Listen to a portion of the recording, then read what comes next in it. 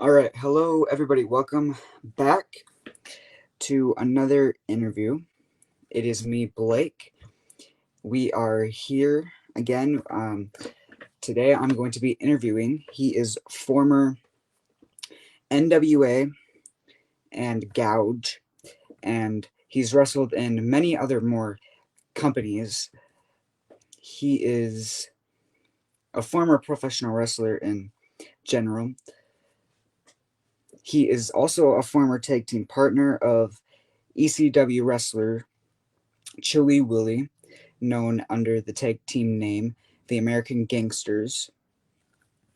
So please welcome my guest. He is known under his ring name Frank, but also he was known as Frank in the American Gangsters, but he was also known as Cowboy Willie Watts. So let's get him on in here and we will start.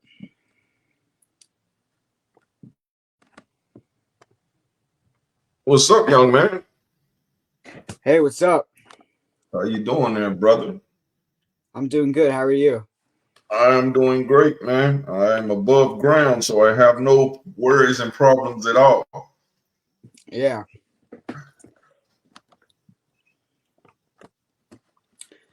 All right, so I'll start out by asking you my first question. When did you start doing wrestling and what made you want to do it? That could be a long question. Start doing wrestling in my basement in Tennessee with my friends making cardboard titles.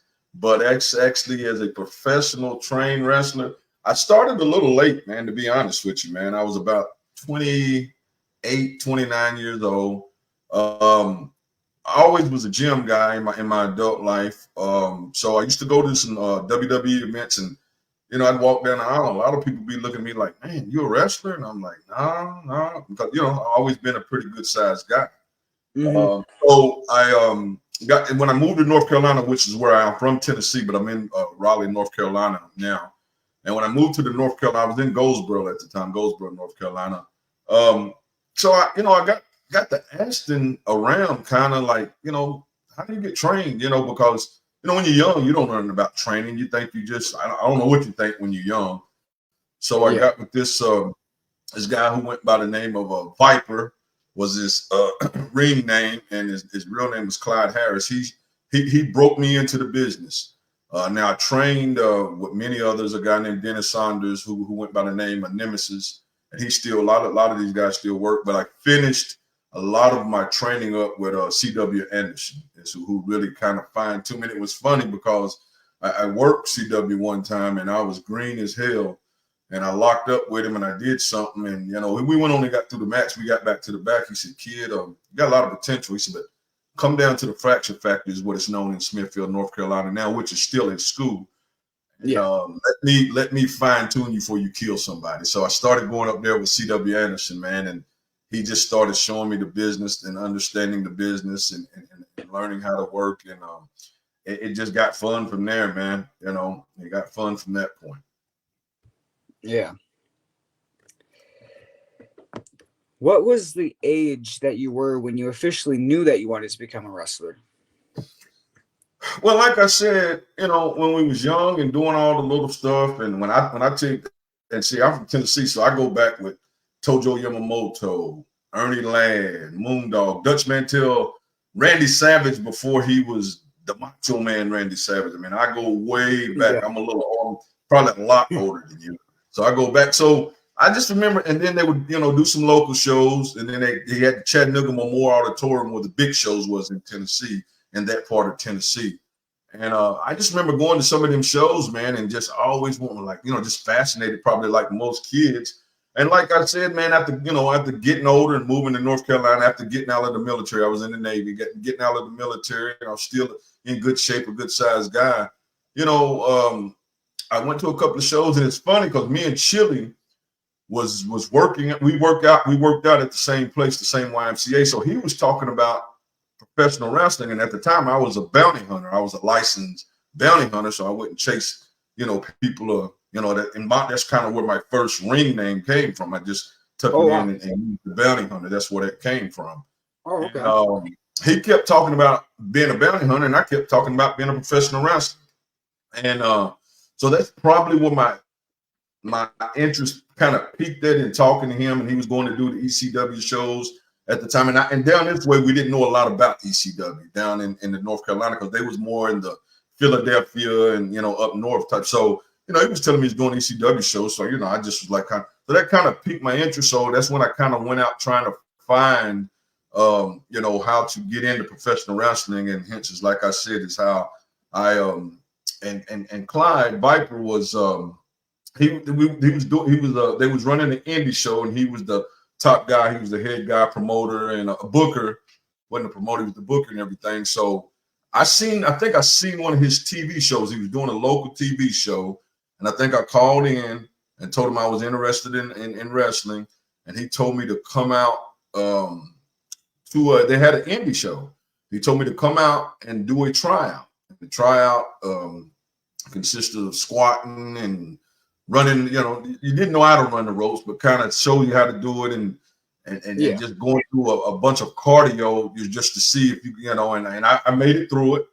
I stayed and watched the show, and I was just blown away, by what, because was crazy. I never thought about independent wrestling. I always thought about the big shows. So I never knew how open. In North Carolina, as Chili said, is a hotbed for indie wrestling. I mean, there's so many indie promotions in North Carolina, from somebody throwing one in the backyard all the way up to, we had the Dorton Arena at one time, but National Guard Army. So once I, started getting accustomed to what indie wrestling was, I mean, I was floored, because I'm like, well, at 28, I don't know if I'm still young enough to, make it to the top, which I think every guy's aspiration is make it, on TV. But I said, I can do what I've always wanted to do. So that's where that came from.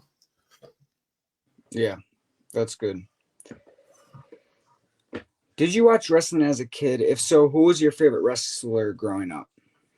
Yeah, I guess I kind of jumped the gun on you. Yes, I love wrestling as a kid. I mean, and up to the point with my granddaddy, and that's what I realized about older folks. They either loved it or they hated it. There wasn't no in between, and he hated it. So we'd put it on, and you watching that fake junk. So yes, as a kid, man, I was, like I said, local. We had Chattanooga Championship Wrestling, that was ran by Nick Goulas, and Harry Thornton was the announcer, and Nick Goulas and George Goulas, and like I said, I seen Randy Savage, back when he was young, and Joe LeDuc, and the Lumberjack brothers. So yeah, man, as a young kid, man, I loved it. Like I said, we even made cardboard, took the little sprinkles and put around the belts, and go in our damn basement, and we have wrestling matches. Do you watch wrestling now? And if so, who's your favorite wrestler to watch now? I'm gonna be honest with you, Blake. I do not watch a lot of wrestling now. I every now and again, when WWE do their big stuff, I will watch it. I will watch AEW some, because a guy on there, I can't think of his. I think he goes by something Dawson, but he was KC McKnight on the Indies. He's a tag team, might be a tag team champion over there. I think he goes by something Dawson. But anyway, I used to work that guy on the Indies, and from day one, man, when this guy was on the Indies, man, I used to, have matches with him or watch other matches, and his intensity and paying attention to detail was just, and I was like, man, that kid got a chance to go somewhere. But he wasn't a big, he put you in the mind of Larry Zbyszko. He came out with a coat and a towel around his neck, and he had long hair back then, but man, he could work his ass off. And, so yeah, man, that's kind of where, how it came about for me. Yeah. Was there anybody that inspired you family-wise to get into wrestling? Not really, because like I said, my brother, I do have brothers I got two other brothers that's 1 year behind me and then 1 year behind him. Now, we all challenge each other athletic. I also played college basketball and college baseball. So we all challenge each other athletically in those sports, but none of them went into wrestling. I was bigger than all of them. Now, they taller than me. I'm about 6'2", 6'3". They're around 6'4", and I think the one that went to the NBA, he actually played in the NBA. He was 6'6", 6'7". Oh, wow.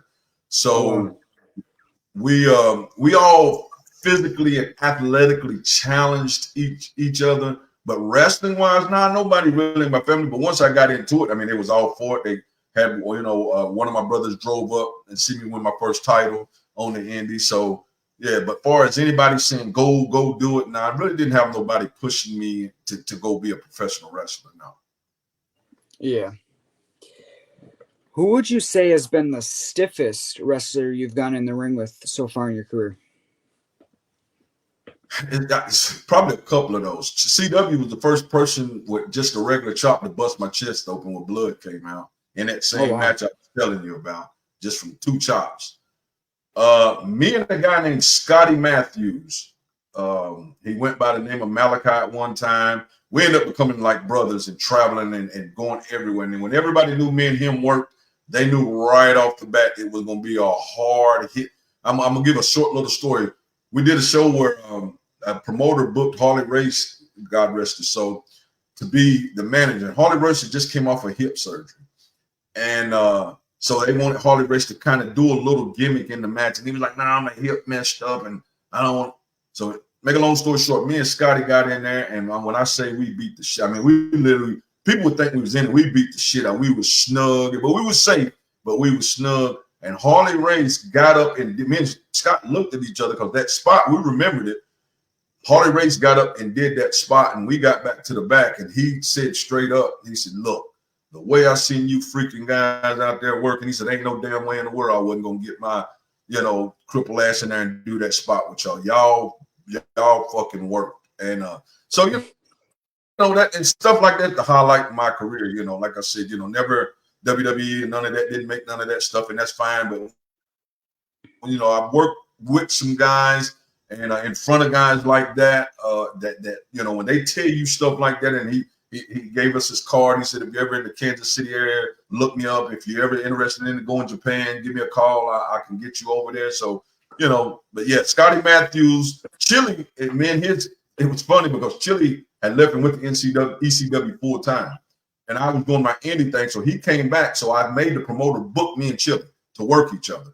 And Chili was walking around, who's this bounty hunter guy? And I heard him asking. I walked up and tapped him on the shoulder. He turned around. He's like, what's up, man? I said, I'm bounty hunter. He just started laughing. He looked at me, though. He said, now, we're going to work out there, don't you? I said, yes, sir. And he was still, I'd say the stiffest matches with me and my brother, Scotty Matthews. And that's because we worked each other so much that we got so accustomed. We didn't have to say it's a stiff match tonight. We knew we was going to knock the shit out of each other when we worked.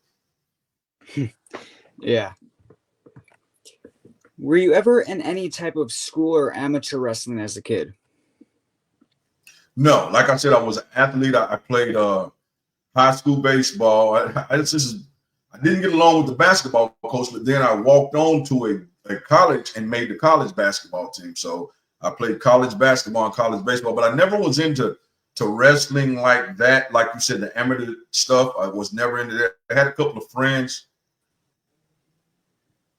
You bet? Yeah, I don't know what happened. Man, listen, I got shitty internet. Could have been me, but tonight it seems to be working fine.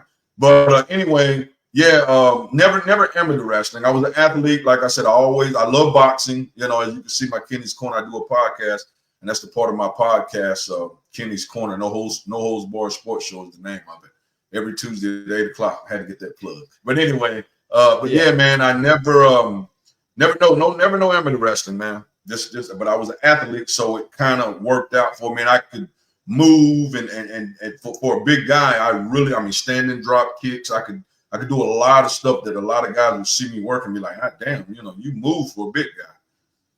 Yeah. What do you consider to be your weakness and then strength in wrestling? Strength was, like I said, I was athletic, so I could work some of the smaller guys and do some of their stuff they wanted to do. Weakness, man. I think everybody is learning all the time in wrestling, man. I mean, anybody I think that gets to that point to think I got it, I'm that guy. It's over for you. I just, could have learned more.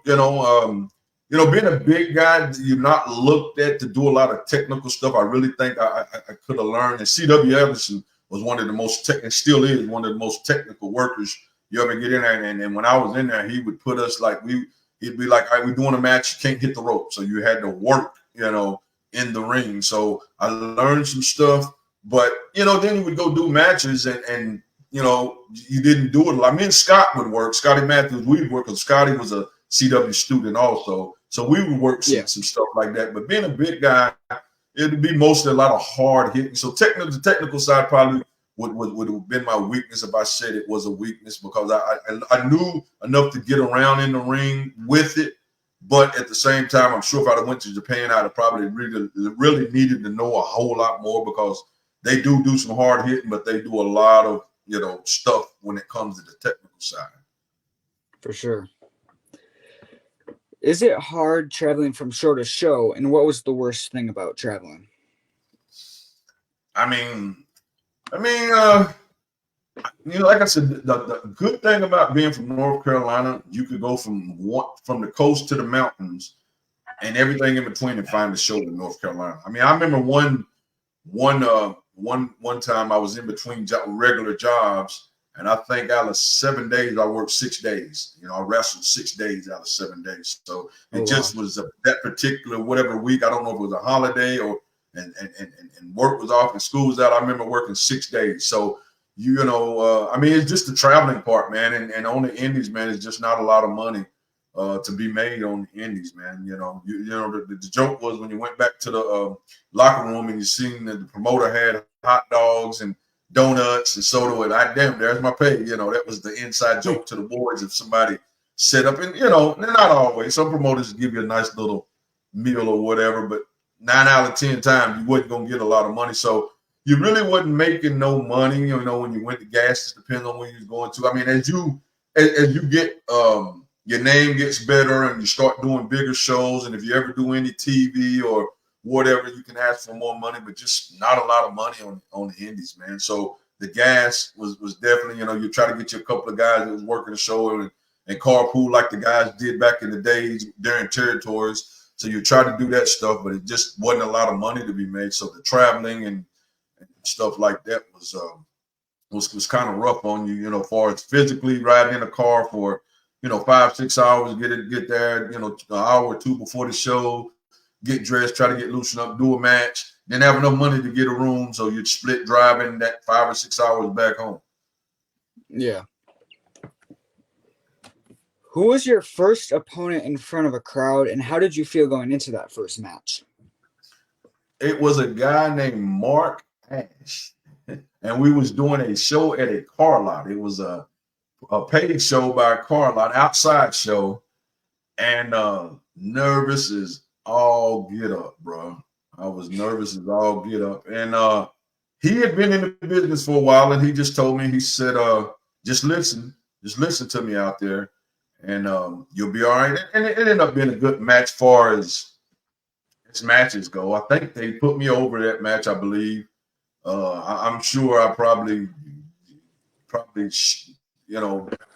missed spots and probably it wasn't the safest on my punches, because your mind is going 100 miles an hour, and you see them fans cheering. So those kind of shows are going to be packed because it's a free show.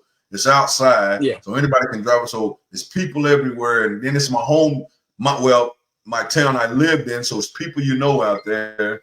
So it's like, wow, man, that's So yeah, Mark Ash was actually my first match at a car lot. Yeah. What outcome did you expect to see from the crowd in your first match? I was a baby face, so of course you wanted the cheers. Which,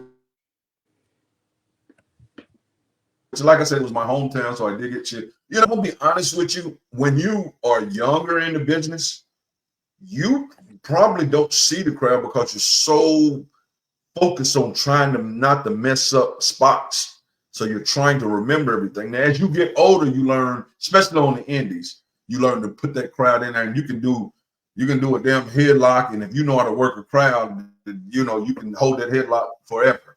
But as younger, Mhm. you think, get my spots in and get that spot in and do this spot, and you work and you blow yourself up. First of all, trying to remember, and then doing all them damn spots. Next thing you know, 5 minutes in, you sucking wind and wondering why. But yeah, so yeah, I was, it wasn't too hard. I was a baby face, and I was in my hometown of North Carolina, where I call home now. So it was pretty, it was easy. For sure. If you could go back in time and wrestle anyone that has passed away, who would that be?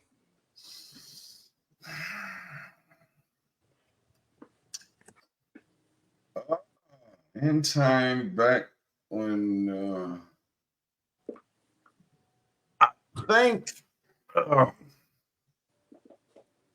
hmm, that's a good question, because there'd be a lot of people I wanted to work, and then me being a big guy, I definitely would have liked to work a bigger guy. I think Macho Man would have been cool. I think he brought a lot of intensity to the ring, and I think he worked the crowd enough that probably when you got tired, he probably could give you rest spots.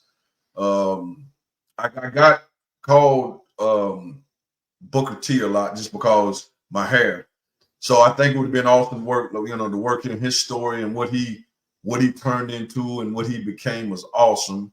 It was funny because me and Chili was when we was doing American Gangster Giving, like he said he was good friends with the Boogeyman, and the Boogeyman actually was good friends with Booker T, and he called him up, and we left Booker T a message, and he never responded to it, which we kind of expected, but he did tell Boogeyman, from what Chili said, that good shit from him guys.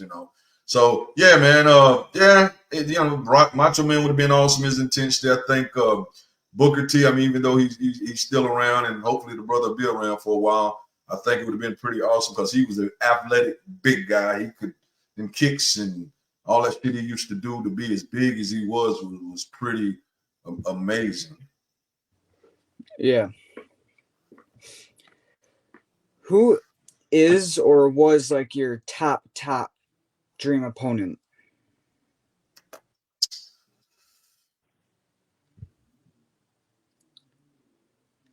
I think because what I've heard from him about him, as he's a good guy in general.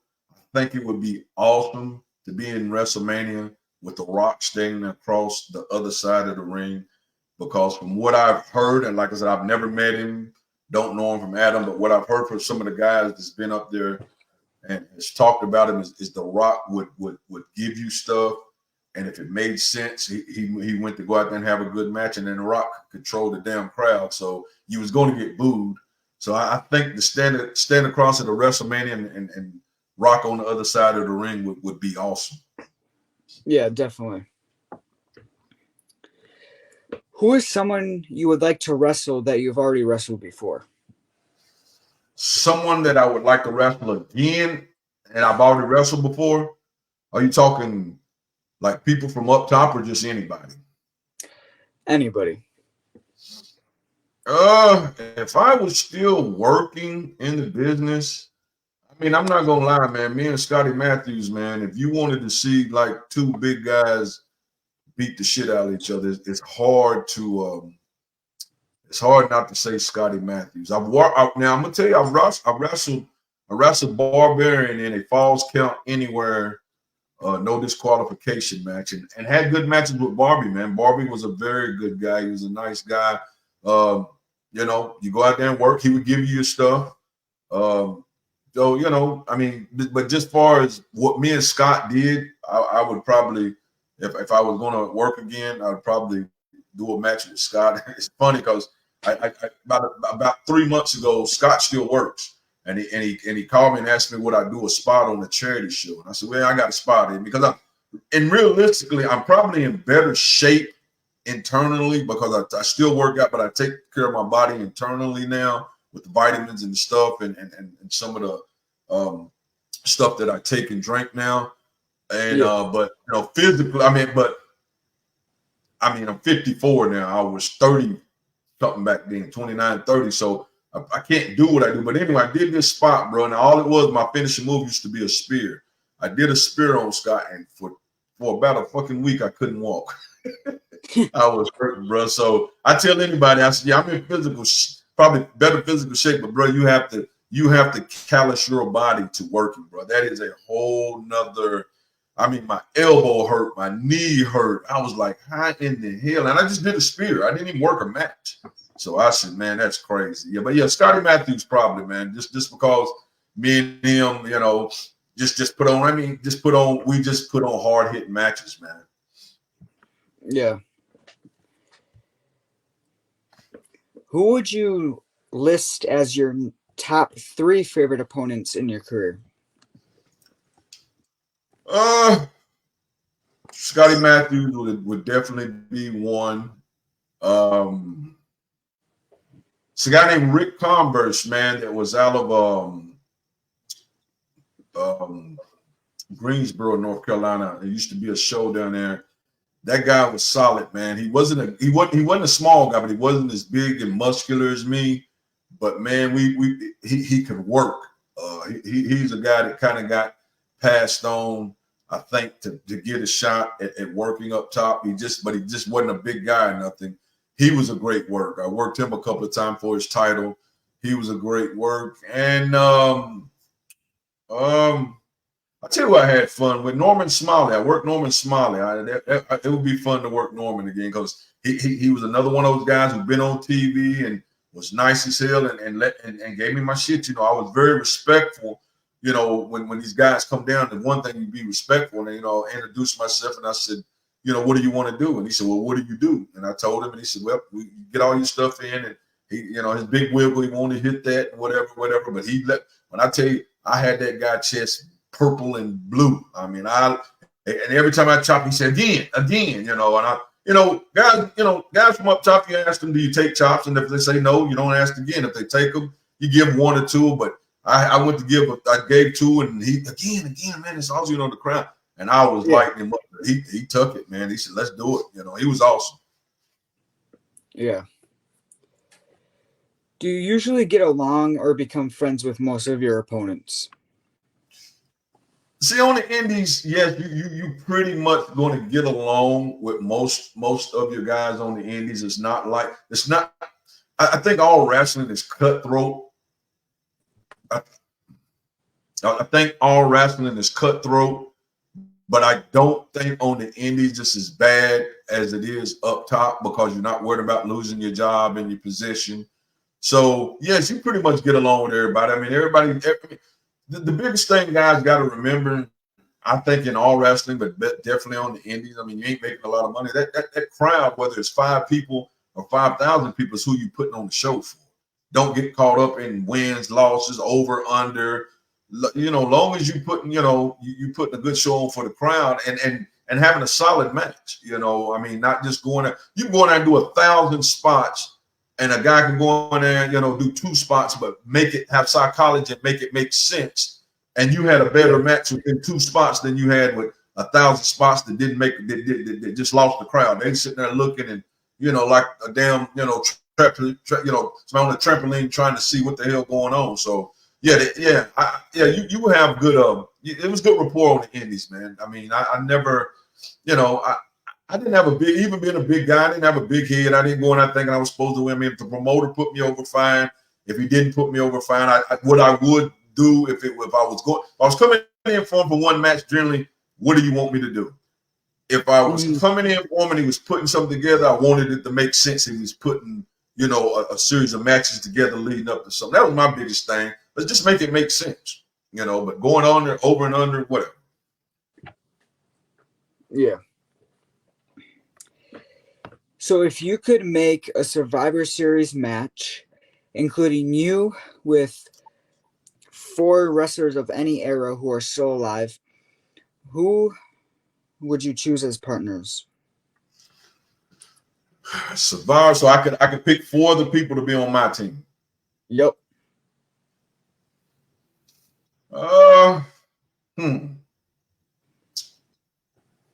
And I was heel or face?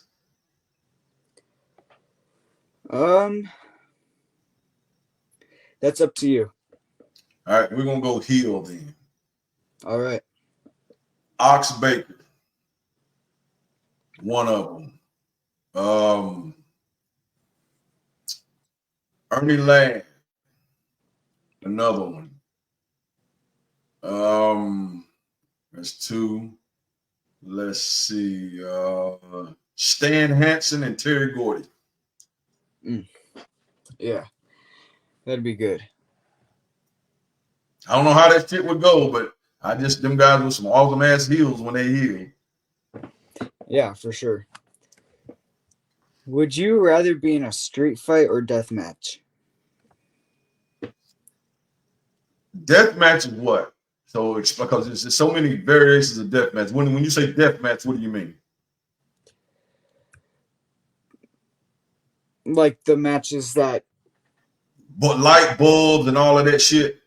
yeah, Nah, street fight. And I've done plenty of street fights because you can do a good street fight and still have psychology.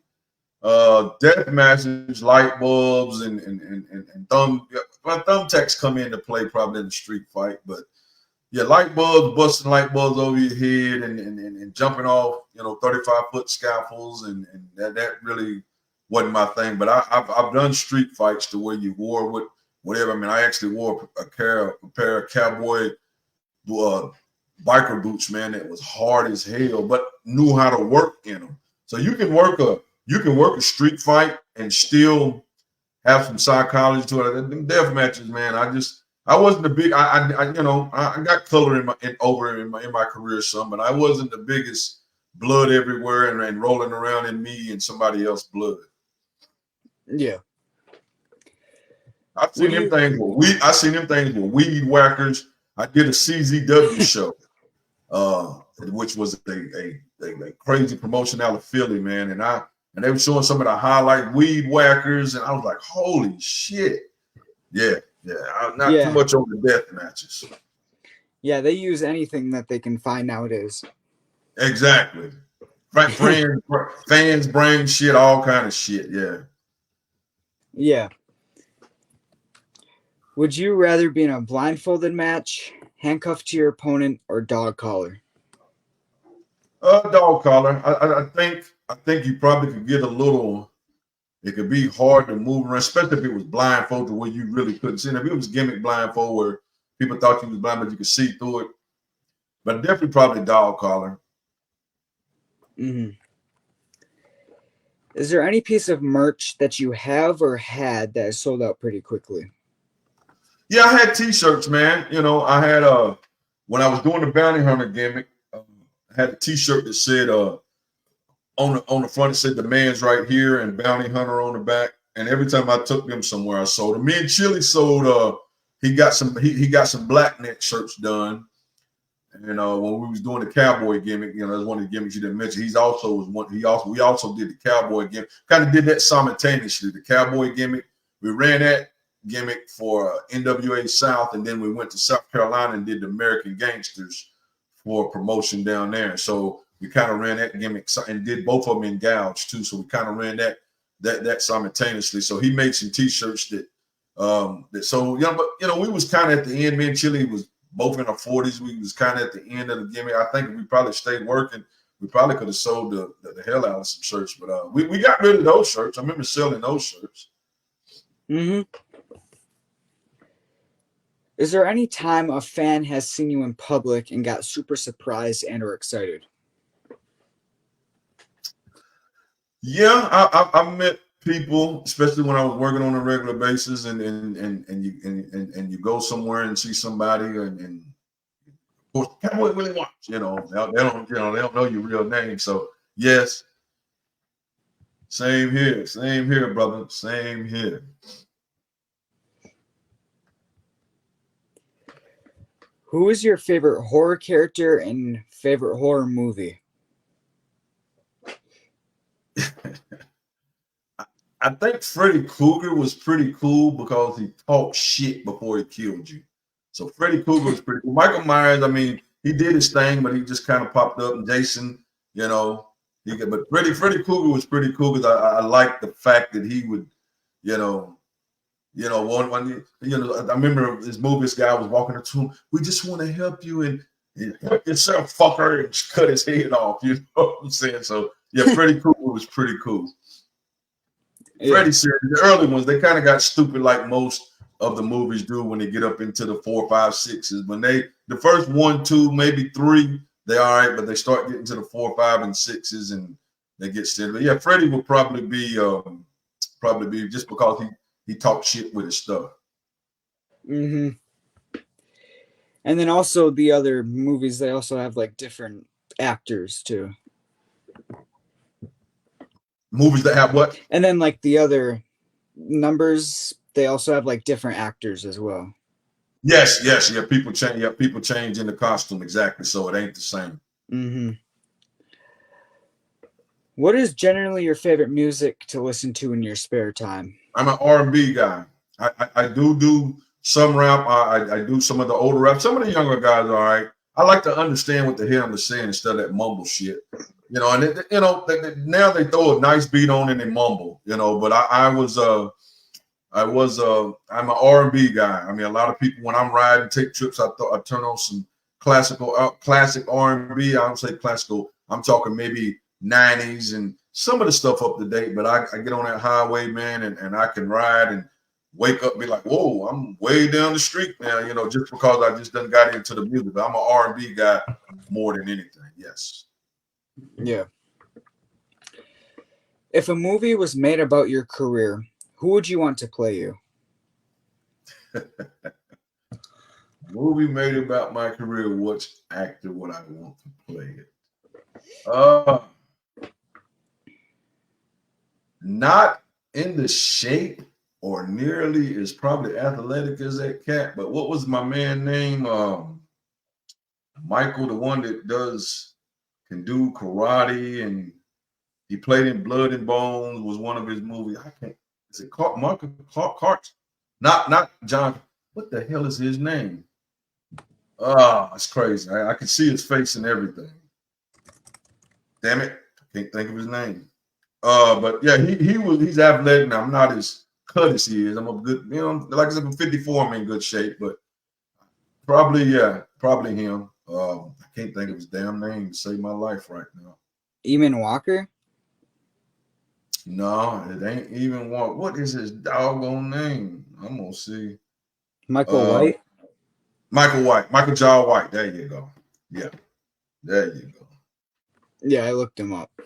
Yeah. And he can move. He makes good move. He did good in Spawn. I think they looked like they were going to do something with Spawn, and then it kind of went away.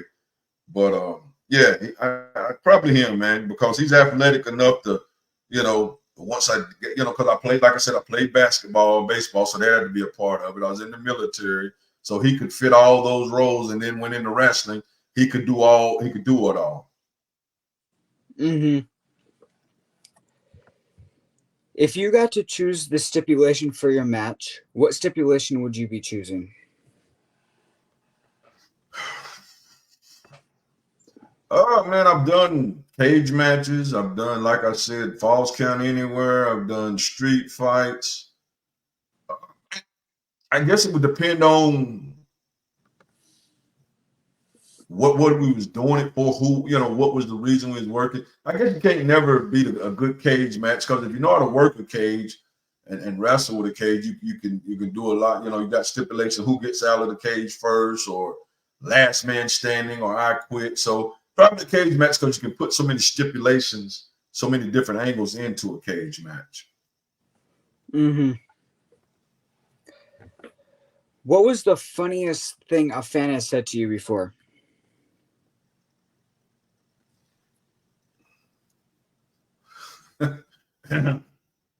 Like I said, you listen to them, but you don't listen to them. So, even when, especially when I was healed, you work the crowd. I think I turned around and he made me laugh because it caught me off guard. I turned around, this fan, he was talking to junk, and I said, shut up, you suck. He said, yes, I suck. So, don't sound that funny, but in the moment it was funny, So he agreed with me. So I'm like, damn, okay. I just had to stand there and look at him and laugh. Like, what do you say to that? Yeah. What about a best fan compliment you have received, either at like a show, convention, or out somewhere?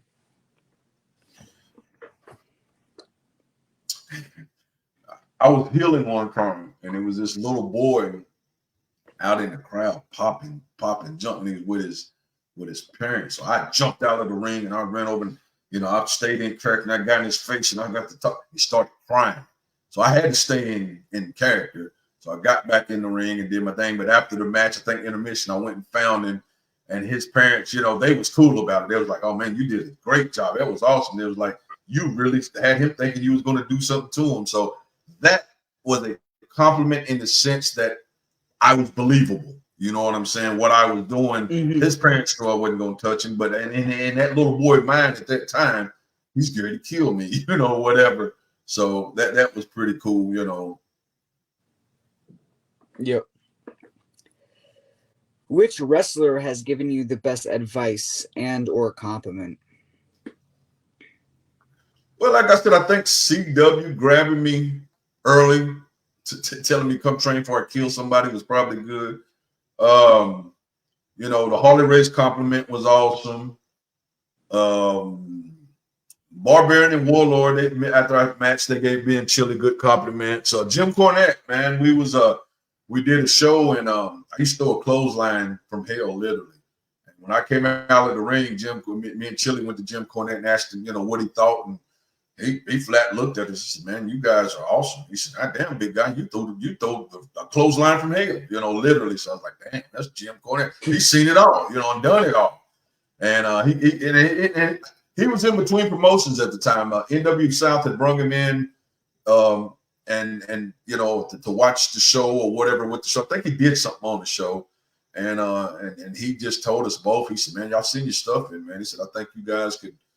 Somebody would, definitely give you a look, a shot. He's like, y'all work solid and you work like big guys. And, but like I said, me and Chili was older at the time. We was just having fun, man. I don't know if Chili told you the WWE story that we had, the one WWE story. I used to work for Frito-Lay. I was used to drive a truck for them, a chip vendor. So I was in the store putting the chips up, and my phone ring, and I see this Connecticut phone number.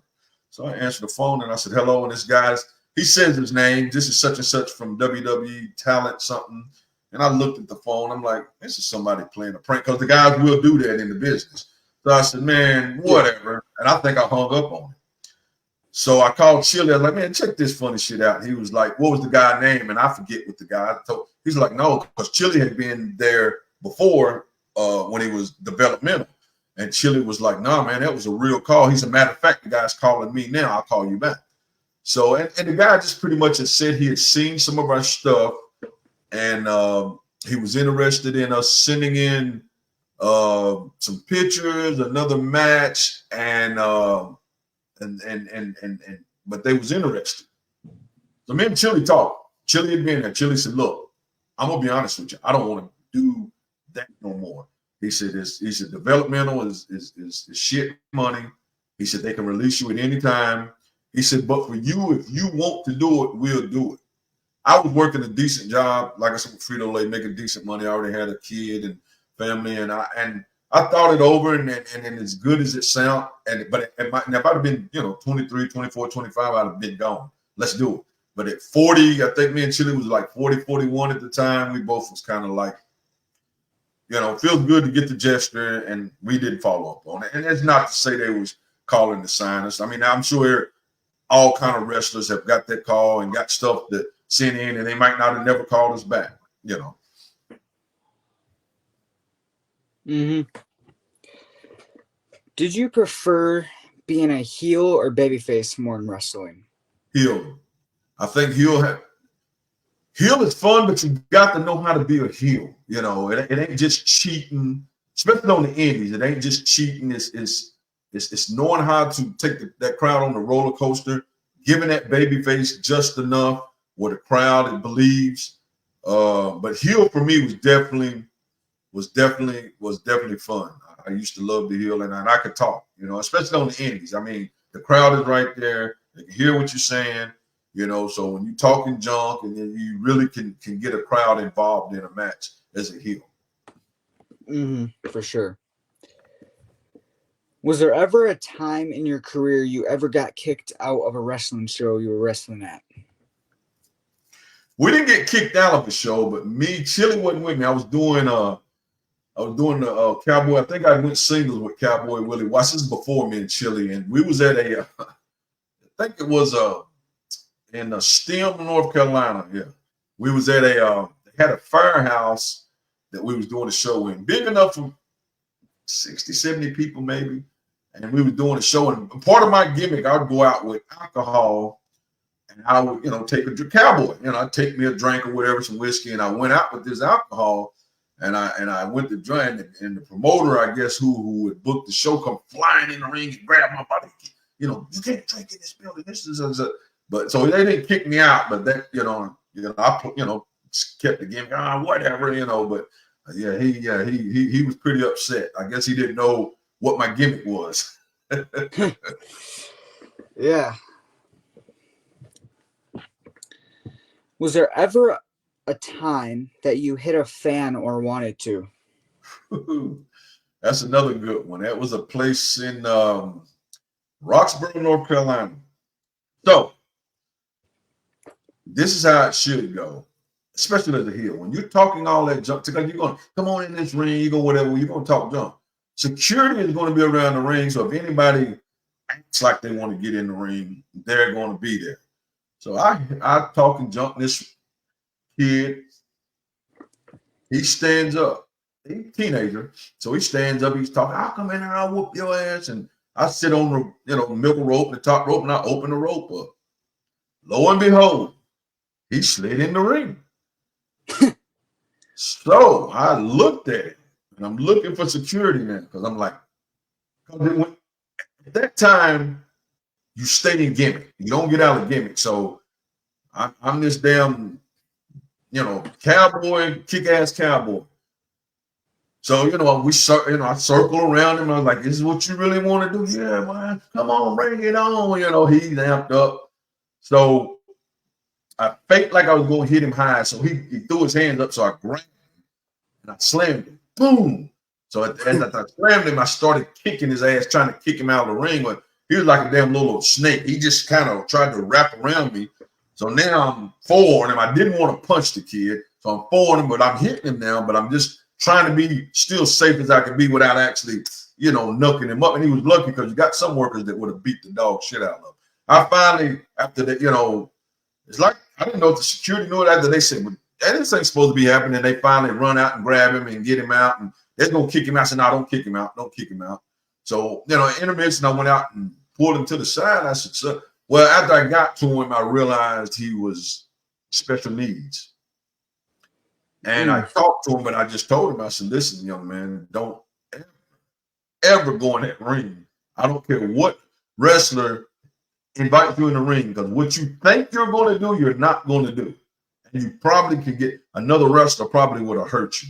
And he thanked me, and he said, yeah, man, I really thought I had it. And that's when I realized he was kind of special needs. But that was the only time that ever happened, though. Well, I mean, you get people talking junk and whatever, but they'd be. But he actually was mad. He wanted to fight me. Yeah. If you could wrestle for any wrestling company right now, and you got that choice, what company would that be? I mean, of course, WWE is the king, and AEW seems to be doing this thing. You still got Impact. From what I've heard, the Ring of Honor stuff is awesome. I mean, just because of what it is, and when I came up there, was it probably WWE, man? Just to say you graced the aisle of WWE and was in a WWE ring.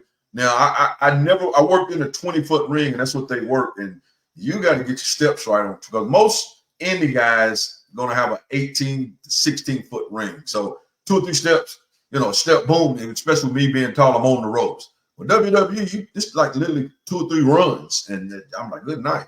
So I worked the show with the Samoans. They had a promotion in Pennsylvania, and Scotty got me on the show up there, and they let me curtain jerk for them because I came in out of the blue, and they gave me a match, and then they said they liked my stuff, and but that 20-foot ring was different. It's just different. So you would have to to be in the WWE ring, you probably would have to, before the show, go out there and get that, them steps right, because it is different working in a 20-foot ring. Mm-hmm. So how many times did you work for the WWE? I never worked for the WWE. I never did. Like I said, the closest I did was what. Because see, a lot of guys would call, because when they would come, they would use local talent. Whether they would how that generally worked for dark matches, they would call you in. I mean, you would call in when they came to your town. They call you back. They would pay you where you worked or not, from what I was told. So you go up there, and you could do nothing, sit in the back. You could be security, or you may be a curtain jerker to go out there and get your ass kicked, or they may put you on a match before the show started, because they, a lot of people don't understand this match is going on before the show even starts. So I never tried to do any dark matches. Like I said, man, I think I kind of, reality set in at my age, and I kind of knew that, they whatever you're doing on the indies, they're going to scrap what you're doing on the indies. They're going to develop you, take you to OVW or now NXT, develop you into what they want you to be. That could take 5 months to 5 years, maybe. So, and like I said, with being already the age I was, I never really inspired or tried to get up there. Hey, how you doing? I've been great, brother. Thank you for asking.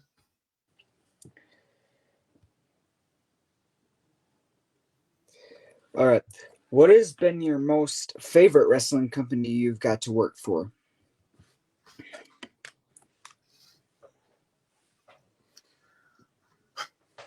The NWA was cool because it was a lot of faces coming in, a lot of guys. I mean, I worked Ricky Steamboat's son for them. Me and Chili worked some guys that went up. It was a lot of talent in that locker room, NWA South. They had a lot of talent in that locker room. So that was cool. As far as indies wise, it was a promotion out of CWA, I think it was, out of the Greensboro area. They had a solid little promotion going on. They had local TV. They had a solid little promotion going on, and they ran a storyline. So that was cool, because anytime when you go there and you ain't just, a lot of independent times, they throw you in the ring, do a match, and it's done. Except for the main event, but they actually ran storylines. They kind of ran it, like a real, because they ran every week, I think, or every other week, and then they'd run their version of their big show.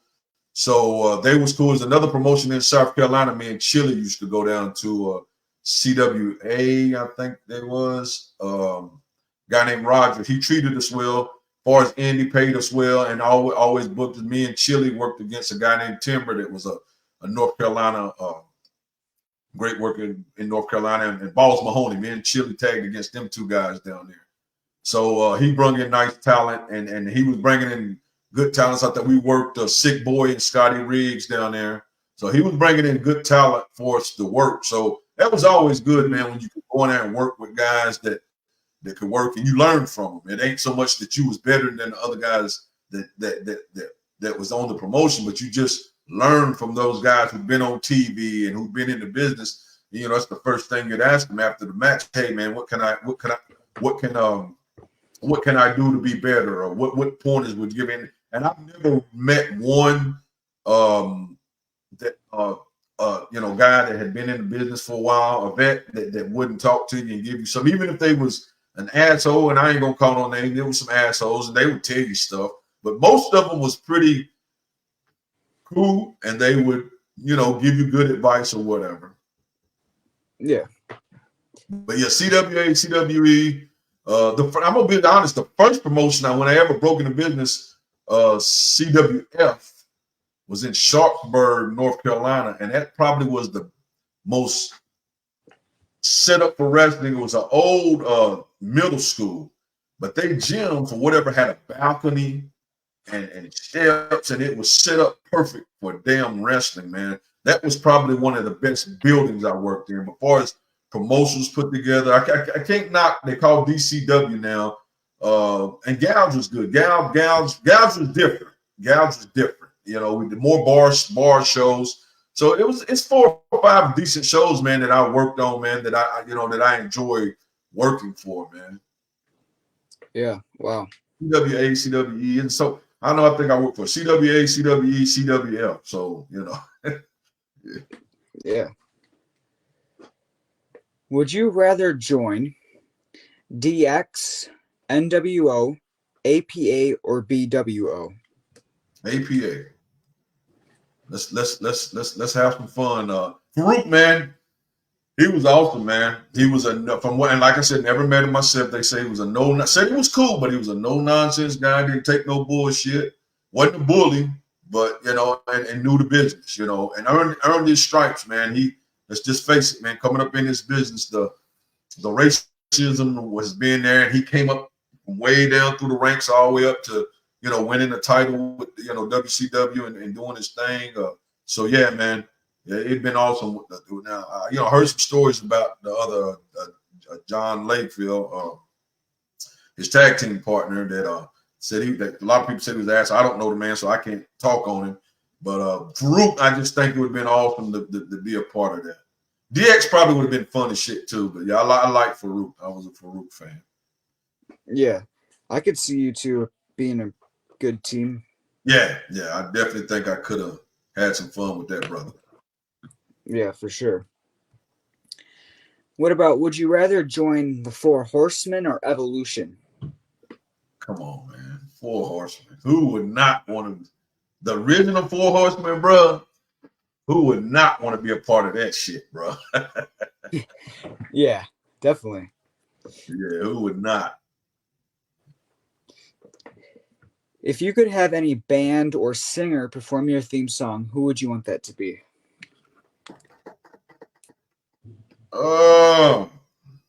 It's crazy, but I love his energy, and I used this when I was bounty hunter. I used his song called "Dangerous," and the man's right here, Mystical.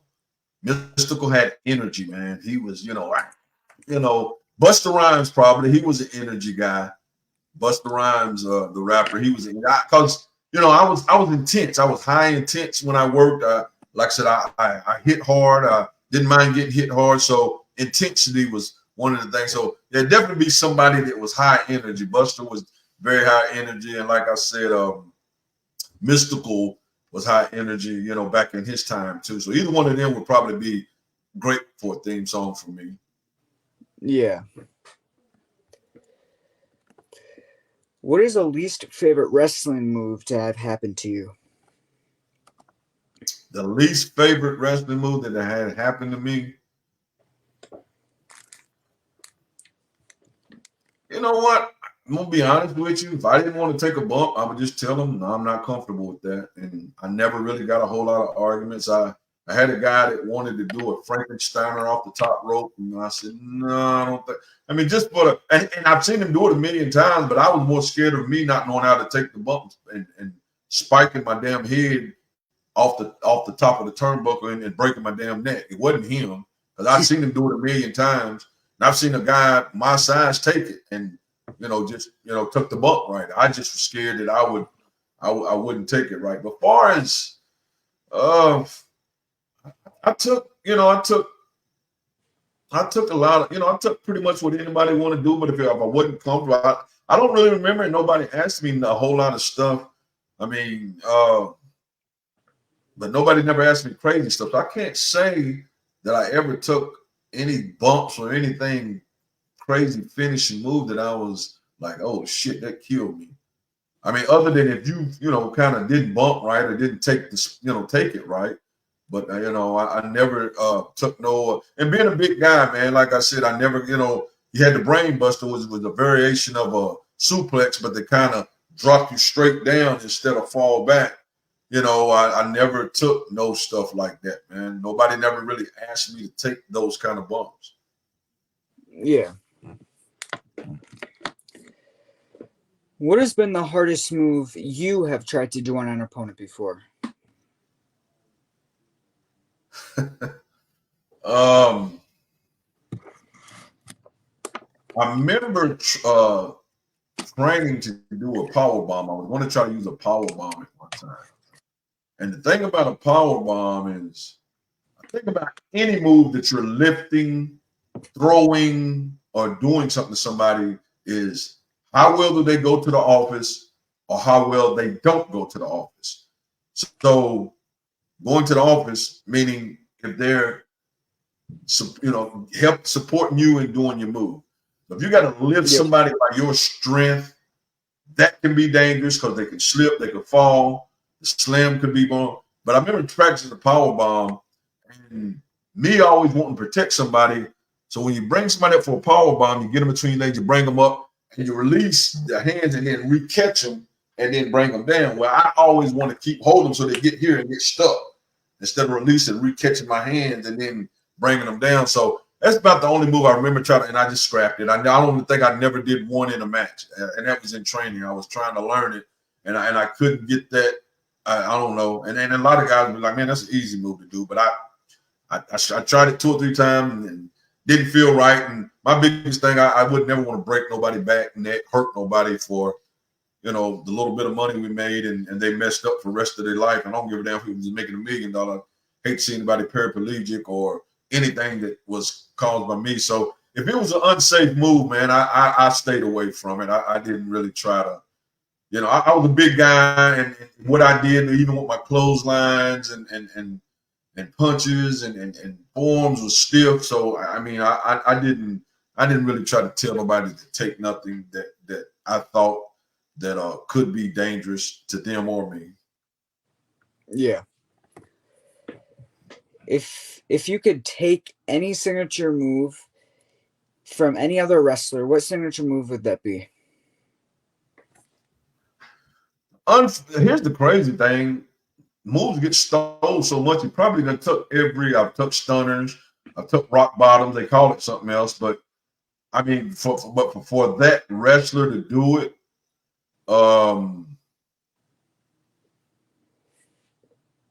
the stunner probably would have been cool. Stone Cold, he a lot of people did the stunner, but didn't nobody stun like Stone Cold.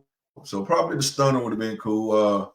The rock bottom would have been nice for the Rocky. He was animated as hell when he did his stuff, legs moving, arms moving, and so he was so animated. So, the biggest thing is, man, when you take those guys' finishers, man, is go to the office and give them what they need to do their finisher. You can see some of rock bottoms look like shit, and just because some guys didn't go to the office, to where some of them, I seen somebody take Stone Cold's where they hit and then jump back up in the air, and he looked like it came off a pogo. It was awesome. Looked like it. And I see somebody take a damn pile driver where they hit and took the hands and pushed back up and went straight back, and it looked like he killed him. And I think RBD did it. Somebody took a pile driver that looked crazy because his head hit and his shoulders hit and he pushed back up and it was awesome. So it's all in taking that guy's finisher, man, and really selling it and putting it over, man. Because a guy can make you finish look like shit. I don't give a damn how devastating, it looked. A spear, because I did a spear, and I had some guys I turned, like Scotty Matthews, I'd hit, and Scott was a pretty good sized guy. I'd hit Scott sometimes and he'd turn inside out. I mean, just looked like I decapitated him. And then I hit some little guys because they'd be scared I'm gonna kill them, and they just fly across the ring instead of taking, because the spear you want to bump with me falling with you, and I hit them and they just fly because they came and ran and stopped like a deer in the headlights instead of getting a little air and letting me hit them and take them down. They'd stop and I'd hit them and they just fly backwards. So it's all in that guy who's taking your moves. It's a dance, man. It's all in that guy, taking what you're doing to make it look good. Mm-hmm. For sure. What usually gets you hyped for a match that you're going to be in? I mean, of course, bigger matches or who you work, what it means, I always was up for my matches. I don't care if I was curtain jerking all the way, but of course, if you main eventing against, you done been feuding with somebody, now this is the last match or titles on the line or whatever kind of match. But I always was, I never like, man, I'm damn first match, man, and whatever. I always wanted my match.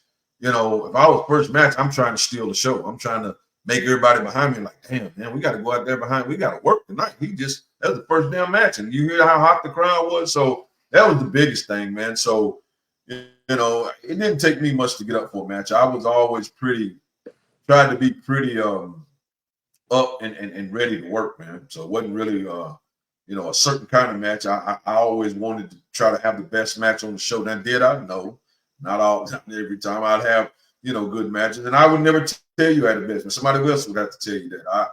I'd say I'd go out there and give it all I got and hope I entertain the crowd. Yeah. What is your favorite thing to do after all your matches? Shit, man, go home and shower and go to bed. Yeah, man. Because like I said, you got to ride probably, so you probably go somewhere and get something to eat. At least you got an hour or two at the least, right? You'd hope it would be at that little. Sometimes 5 or 6 hours, whatever. But yeah, man, because your adrenaline is flowing, so the scrapes and bruises you're not going to feel it at night until you take a shower. So you go home and relax, and it just depends, man. I mean, some shows would have a bar or a club where where they was doing something, so you get geared up, be ready to do that. But if it was just all right, time to go home, yeah, you just get you something to eat, man, and take over. If it was a party to go to, hell, let's go party. So it just depends. What would you say has been your favorite venue you've wrestled at in your career? Like I said, the Sharpsburg thing was, if that promotion would have, and it was a decent promotion when I first started, it kind of fell off. Some things started happening and it kind of fell off. CW, was that CWA? The one in South Carolina, man, Chile. He had a Titantron. He ran a good ass promotion, man. I mean, he brought in talent, had Ric Flair down there, wherever he got out the WWE doing a photo signing and whatever. I mean, like I said, he'd bring in Impact, them guys. He'd bring in some of the WWF if they was wasn't up there no more. That was a good promotion. The one in the Greensboro, I keep saying Green. I can't even think of that little town now. But in that area, it's either CWA or CW. I got them flip flop. But anyway, that was a good promotion. But like I said, they had you came from out of Curtin. It was CWF Mid Atlantic. That was CW Mid Atlantic. Yeah, they had a good promotion because they had signs and they had a great little thing where your curtains where you came out and announcing the music and they would cut promos. And so that that's the biggest thing, man. Just the production, some of these independent, because some of the independents, man, they put on great production, man. I mean, they interviews, they they promos, and just how they got it set up, and just so it really was all on how much a promoter. You had some promoters throw 100 chairs in the damn room and put a ring up and have to call each match out. You had some of them that put work into it. And the ones that put work into it, you enjoyed those because it made you feel like professional wrestling. It made you feel like you was doing something. Yeah. Has there been any time you have accidentally broken out of your wrestling persona?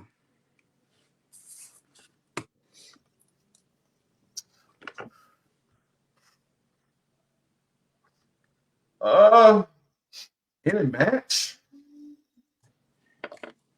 Kind of, sort of, man. Me and Chili, we was doing a in Raleigh, North Carolina, and it was this kid. He was jacked up, man, good sized kid.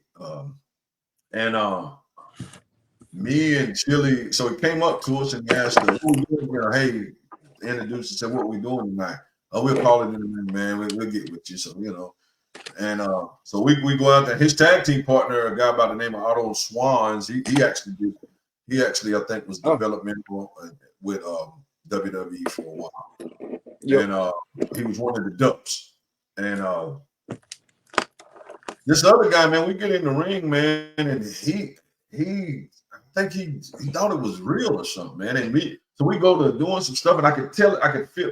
You can generally feel, especially if you've been in the business for a while, you can feel a guy either stiff what his movements, or he's really trying to what we call shoot. He's trying to really like overpower you. And for about a minute, me and this guy was actually on the ground shoot wrestling. I mean, we was, you know, and like I said, I was athletic. Not that I was a wrestler, but I was athletic, and I learned some stuff from CW and these guys. So I, you know, so finally I think I slapped him in the head like, what the fuck are you doing? You know, you ain't doing shit. You ain't listening. So we get to the back, and I ain't gonna lie, I'm ready to fight. You know, Chili pulled me to the side and said, look, man, don't take him outside and talk to him. So I took him outside, and I just told, and he apologized. He was cool. He's a cool guy. He apologized and, man, I'm sorry, man. I was just so, you know, excited. I really wanted to such. I said, listen, bro, if you don't learn nothing else in wrestling, when you wrestling vets or guys that's been in the business longer than you, and you first time in a promotion and you just not getting, listen, bro, that's all you got to do. They're not gonna shit on you, and they're not gonna make you look bad, because they understand that the show is for the crowd. So they're not going over to get their shit over. They want to get the match over. So, you know, it ended up being all right. Like I said, I don't call names, that type stuff. But, yeah, it ended up being pretty cool. But that was probably the first time that I damn Cowboy Willie Watts. I was Kenny in the ring at the time. Like, you know, we was wrestling, you know, shoot wrestling. Yeah. Has there ever been a time you've gotten embarrassed in a wrestling match due to a mistake or something? Yes. So, High Point, North Carolina. Still talk to this rep every now and then to this day.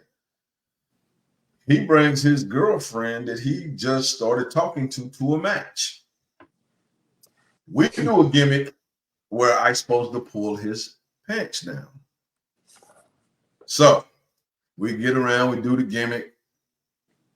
Well, the pants didn't only come down. Underwear and all, brother. I felt like bruh.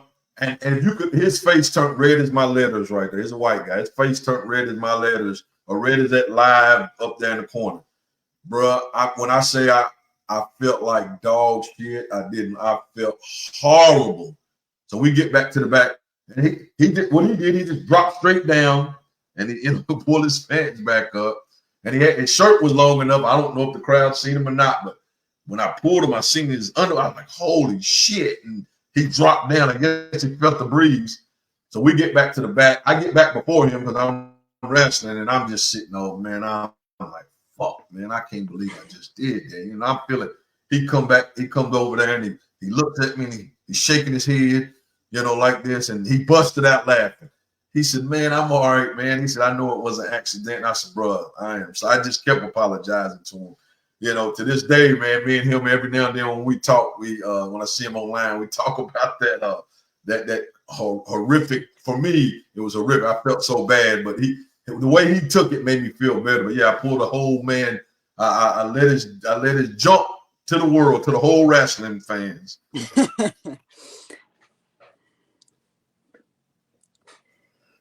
What has been the scariest / most dangerous incident in your wrestling career?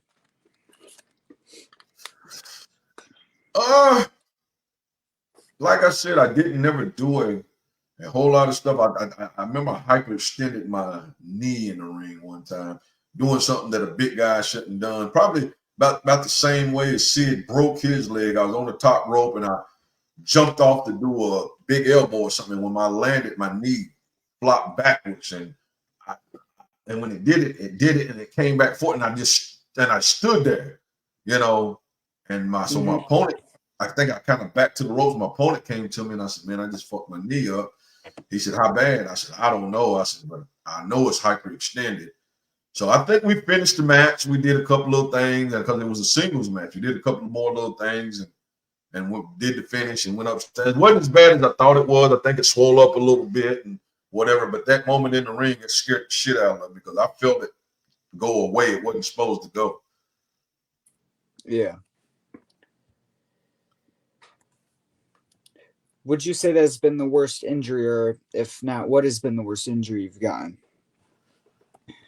that probably was the worst injury. I mean, you can always get bumps and bruises in wrestling. The only thing about independent, you don't work as frequent as those guys. Like I said, that one week I did.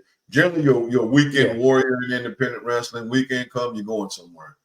But but that's probably the worst because you get your body got a whole week to heal. Even if you do a rough, hard hitting match, you might be hurting for 3-4 days. But by the time the weekend roll back around, you done, if it's still a little sore, you tape it up, wrap it up, whatever, and keep going. But yeah, that's probably the worst, like the scariest and worst. I mean, I'm sure I had knee bruises and elbow bruises and whatever. But yeah, that's the most significant thing I can remember doing. Yeah. What would you say has been the worst pain you have caused on an opponent before?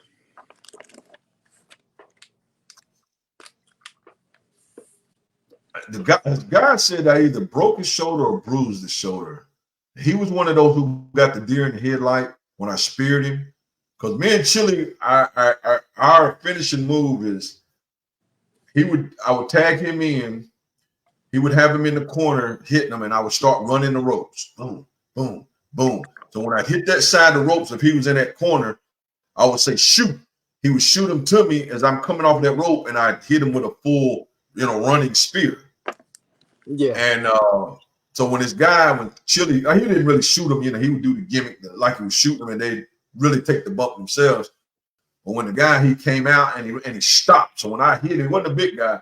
I flung him back into the corner. I think he hit his shoulder. He came back to the back, all leaned over. He said, man, I think you broke my shoulder.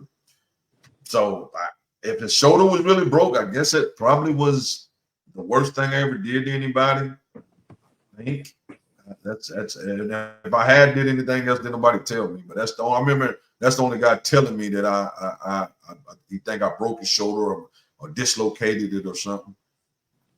Yeah. If back in your wrestling days, if you got told you couldn't medically wrestle for the rest of your life, what would you do? Quit wrestling. I loved wrestling until I didn't love it. When I was doing it, I loved it. I mean, I think it's a sickness. It takes a special person or a deranged person to do it.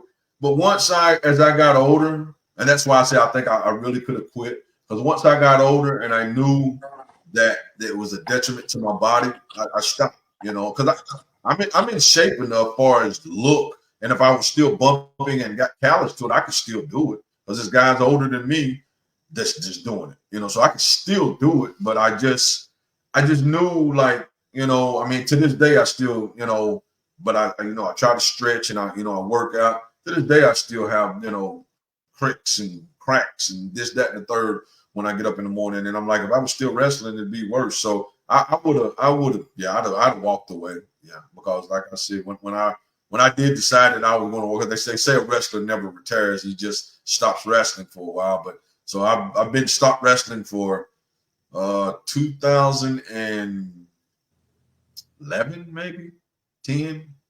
And like I said, I did that spot for Scotty about 3 or 4 months, but it was a spot. It wasn't a match. So yeah, it wouldn't have been hard, especially if he was like, hey, this is detriment to your health, or you couldn't walk again, or you may not be able to do this. I'm like, okay, that's it. Yeah. During your wrestling career, what is the longest you've had to stay out of action from wrestling?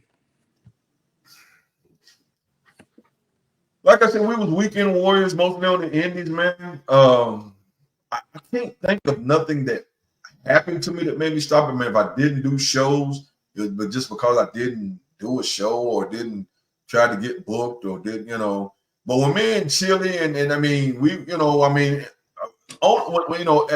the height of my wrestling career, every weekend I was somewhere. I mean, I was, I would like to say I had a reputation that I would give you what you was asking me to do in the ring. I had a look. I didn't just look like somebody coming off the street. I had boots. I had when I was bounty hunter, I had bounty hunter gear made like you had on the poster. When I was Willie Watts, you see, I had the brand in there, and came out with Hank Williams, and I sung his song "A Country Boy Can't Survive." And when me and Chili was doing American Gangsters, we had the hats, and we looked like the part. So yeah, man. Mm-hmm. Um, just looking the part, just doing what you're supposed to do. For sure. What are some of the wrestling championships and achievements you have won so far in your career? I'm gonna honestly say, man, if I was with a promotion and they put me in the storyline, I either wrestled for their belt or won their belt. So, like I said, independence, man. I mean, I think me and Chili before now the NWA South didn't last long. I think they got their affiliate with NWA and NWA South. But the last show we did, they had the NWA champions at the time there, and the guy actually had us as we was going out coming because he was running the tournament, had us to eyeball them, and so I think something was probably going to established from that. We was in the, I think we won the gouge titles. I think when we was tagging down in South Carolina, he had us in the hunt for their titles. When I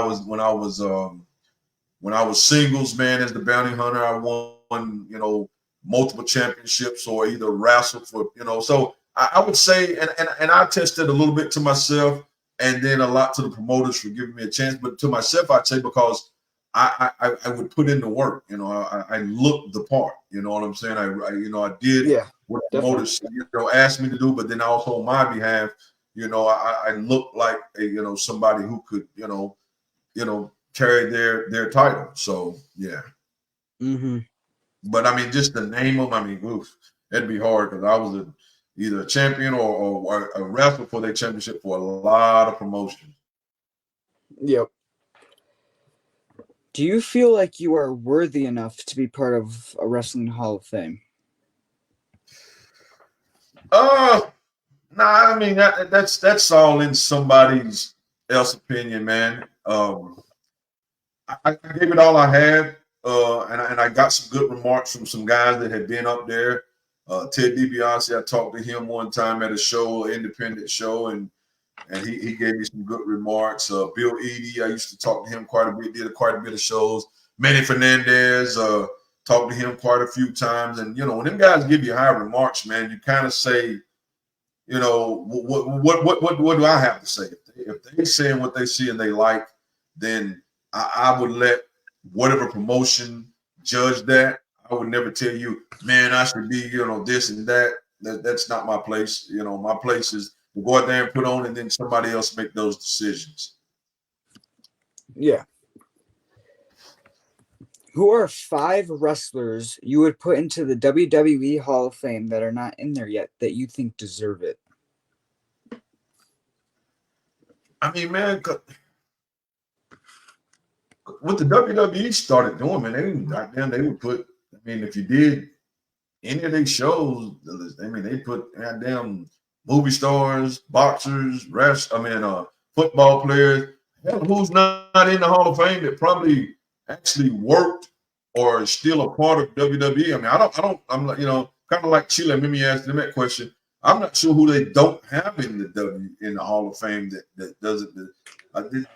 Did Chile say that day that either Morocco or San Martino Jr., one of those guys. Somebody he said, I think that day that he said that he didn't think was in. If it's either one of them guys ain't in, they definitely should be in.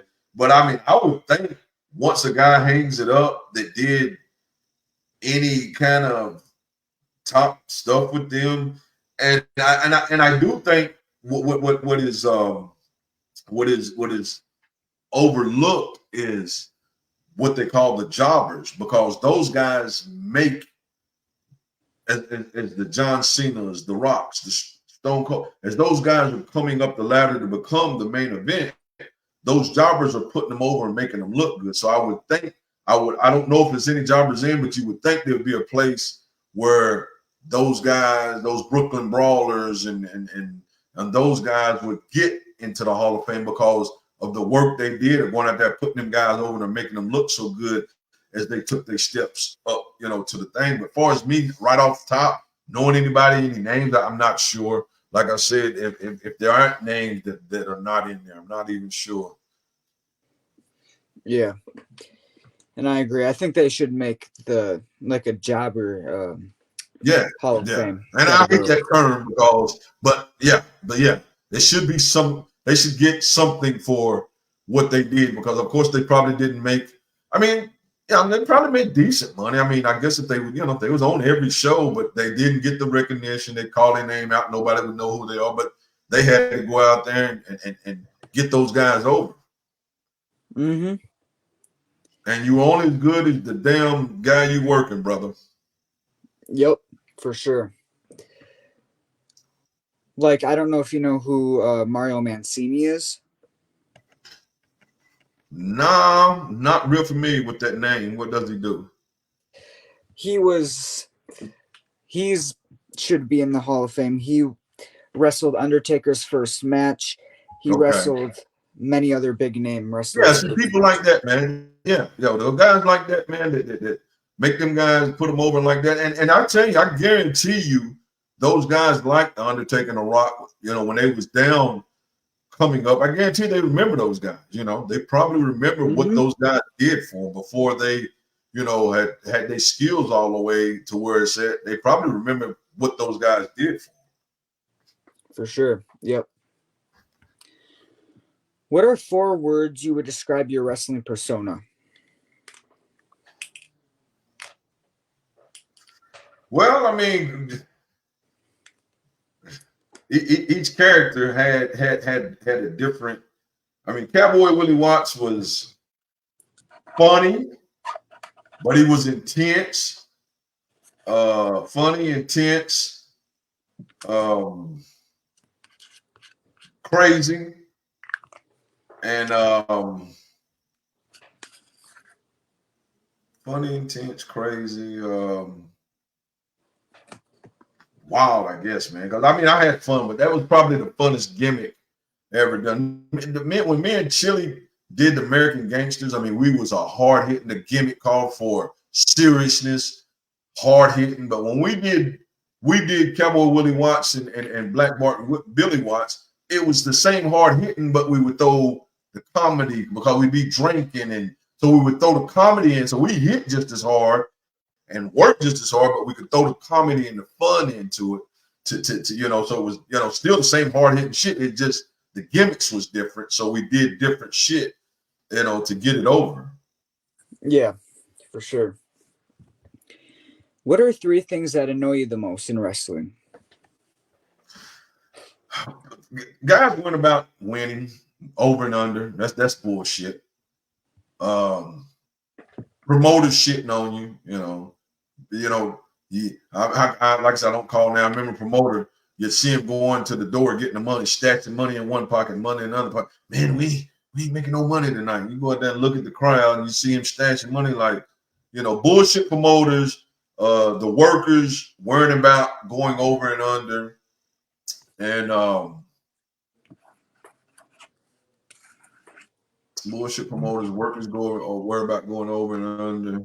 And I mean, those 2 things are probably the 2 biggest things, man. I mean, and Yeah. those are the 2. I mean, it's probably the 3rd one. Those 2 things are very high, though. Mm-hmm. Worry about honing your skills and become a better worker. Instead of about going over and going under and learning every finishing, because it's easy to learn a finishing move, but it is to be a actual worker. It takes time. I mean, I don't give a damn how good you are and how many finishes you can hit. It takes some time to understand psychology and reading the crowd and making a match make sense. Instead of going out there doing all these Mm-hmm. spots, getting to your finisher and going 100 miles an hour and nobody understand what the hell you just done. Yeah, definitely. What are 3 things that you like or liked about wrestling? Uh Man, wrestling was just different, man. I mean, even though you knew the outcome, just that telling a story, man, watching that crowd react. And let's just face it, man. WWE let out of the bag a long time. It's sports entertainment, so they took the realness out. Get the get the F out. They really took to get the real out. They ain't shit real about what we doing. But to still go out there with the crowd knowing it and being able to entertain a crowd to the point to where, standing ovations or holy shits or whatever, man, all that was just that's amazing, man, if you get any of that stuff, because at the end of the day, man, without them it don't matter, man. You can do everything. Without them, shit don't matter. So to really get that crowd into your match and into your show was awesome. Most definitely. If you are upset during or before a match, what do you do to help yourself calm down? Depends on what I mean. If it's personal stuff, I should never try to bring anything personal. I mean, we life happens. If I had a problem with a worker, whatever the problem was, I would try to iron it out and talk to him, because you don't never want to take that stuff into a ring, because your match probably ain't gonna be not gonna be loose like you want to, and then you could end up in some guys get in fights, hurt each other or try to hurt somebody. So I would definitely, I didn't run into that much. You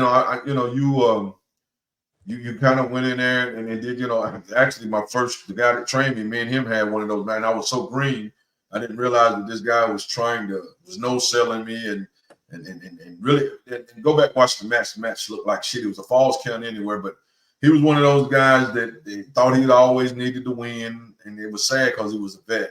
I always needed to win, and to this day we are. Right? I mean, I see him now, we speak or whatever, but that particular time he was just, and he ended the match with having somebody run out of the crowd that we had no idea in the match, because the finish was somebody was coming out of the back. He was going to hit him with something. He turned around and I was going to spear him to a table. Well, when the guy came out of the back, he had told one of his students, unbeknownst to any of us, to hit the ring. So this guy hits the ring and we back it up and like, what? So now we go after this guy, except for him. So after the show, we find out, well, not directly after, but later on, he did that because he didn't want to go under here. And I'm just like, this guy been in the business 20 fucking years and he really like fucked the show up, because me and him was the main event and I was so green at the time, but was having a match that was so good, and it was a hard hit match, and he was hitting me with full on chair shots, and I'm taking nothing. I ain't blocking. I was stupid at the time. Didn't block. I'm taking chair shots to the head, and I go to hit him, and he'd block it way out here. But it never registered to me to after everything happened, and I was like, oh, now I see why this motherfucker didn't want to take no chair shot. I throw a punch on him. I just walk around the ring, wasn't selling. It was a shit match. It was horrible. It was a horrible match. And if anybody should have been embarrassed, it should have been him, because he was a vet and had been in the business forever. And then going there to show himself like that was horrible, to take a match to where he took it to. You didn't just only mess a match up. You shitted on the promotion. You shitted on all them boys in the back who would bust their ass up to our main event. And for you to go out there just not to go under, you didn't want to participate. You should have just not showed up and not did the match. But you run into that, man. It happens, unfortunately, man. You get these guys with these egos, man, and they feel they never should lose. And I'm like, there's no fucking such thing as winning and losing. The winning and losing is the crowd. We're just fucking, as Chili used to say, we're just fighting clowns, man. We're a circus. There's no, like, put the show on. The show must go on. So, but you run into it, man. Guys get these egos, man, and they just forget what the fuck they got into the business for and what it's all about. And the fans is it. That's it. Nobody knows their win and loss record, man, because it's not kept up with. It's not real. It's imaginary. Yeah. If you could have wrestled anywhere in the world, where would it have been? I wanted, and this is crazy, I wanted to go back to my little small hometown, man, and we was trying to get a match together. I wanted to do that because my hometown would be, and that's where your best crowd is. You go to, especially on the Indies, you go to these little old small towns, and bro, you'll pack a gymnasium, a school, a NASA, you'll pack them out because they believe still. And I wanted to go back home, and at the end of my career, I was going to work Scott. I was going to work my damn hardest hitting guy. We was going to go in there and beat the shit out of each other. Then we talked to a promoter that actually worked the area, but it never came out. But I never got to work in my hometown. And I know Oh, that's wow. crazy, but I would love to work in my hometown. Have you ever wrestled or done anything in Wisconsin before? No, only thing I did in close to Wisconsin is Great Lakes when I was in the military, and Hmm. that's up that way somewhere. Yeah. That boot camp Great Lakes is up the Chicago, Wisconsin. There's somewhere in that area. Yeah, I think it might be in Michigan. Yeah. No, I don't think it's is it Michigan. I don't think it's in the Great Lakes itself, but I think the boot camp ain't in Michigan because I remember we went out when we went out for for a party, the party bus. We went to Chicago, so it was somewhere close to that area. The party, and it was only like a 30-minute ride. It wasn't that far. Oh, yeah, it is in Wisconsin. I just looked it Okay, up. okay. I knew it was somewhere. That's the closest I've been to Wisconsin. Yeah. What has been the best fan art you've received in your wrestling career, if you've received any? The first what? The best what? Fan art. Uh, I don't think I've ever had nobody draw anything. I think it was this one guy, but he was selling stuff. He might have made a little figure, like I think Chili talked about, little figure when I was doing maybe the bounty hunter gimmick. And he did a little figure with something and he turned it into the bounty hunter and he was selling them at his table. But he might even gave me one, man, for myself. And I couldn't tell you where it's at, but I think a guy made some of that stuff and he was selling at his table. So that's probably the best thing I've seen. Oh, yeah, for sure. I think a guy did some trading cards before. I know I had one of those trading cards that I had back in the day, CWF trading card. A guy that was doing that stuff. So Yeah, that's cool. Which wrestler has the best wrestling gear ever, in your opinion?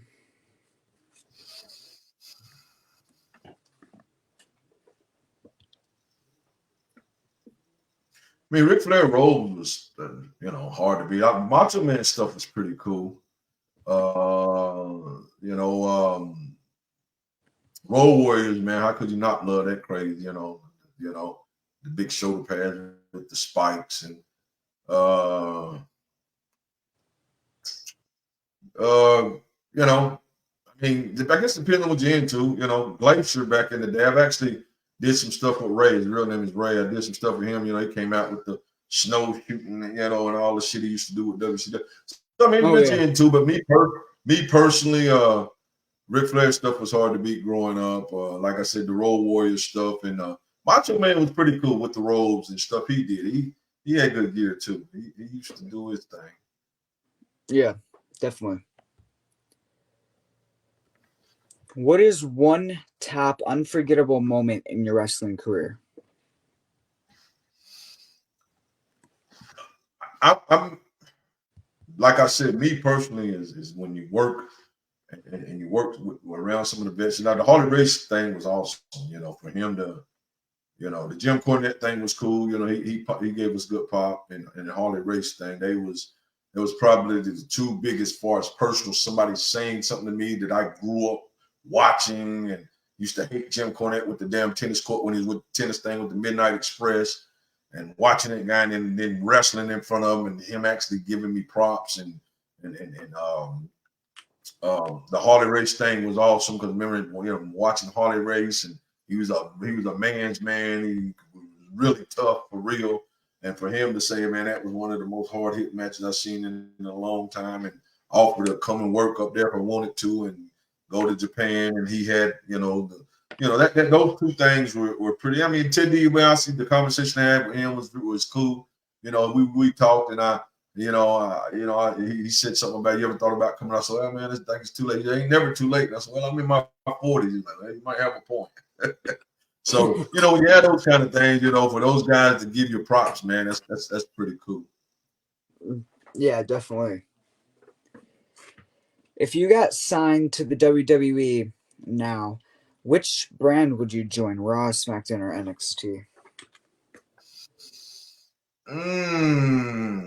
like I said, I don't watch a lot of it no more. Probably Raw, just based on what I used to watch back in the day. Raw. It's just Monday Night Raw. I just remember, how my man used to really get into that. Vince McMahon. So I think Raw would have been cool. Yeah. Are you the type of wrestler that ate certain meals before their matches, or didn't? I would do some damn what do you call them, little uh gummy bears, man. I always stopped at the store and bought gummy bears. And people always knew I had some gummy bears. Yeah. What is a go-to beverage most of the time?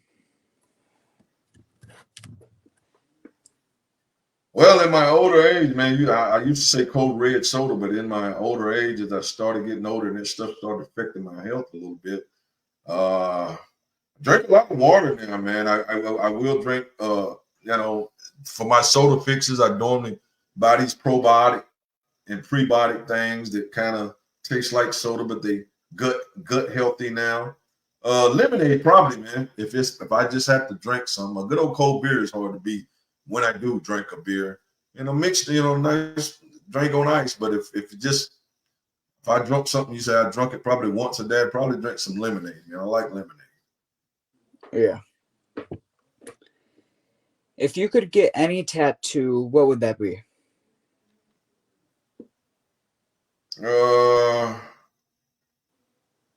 Somebody put somebody in mention, Kyle, this isn't chili. Did somebody think, who is Kyle? Are you? This isn't chili. Okay.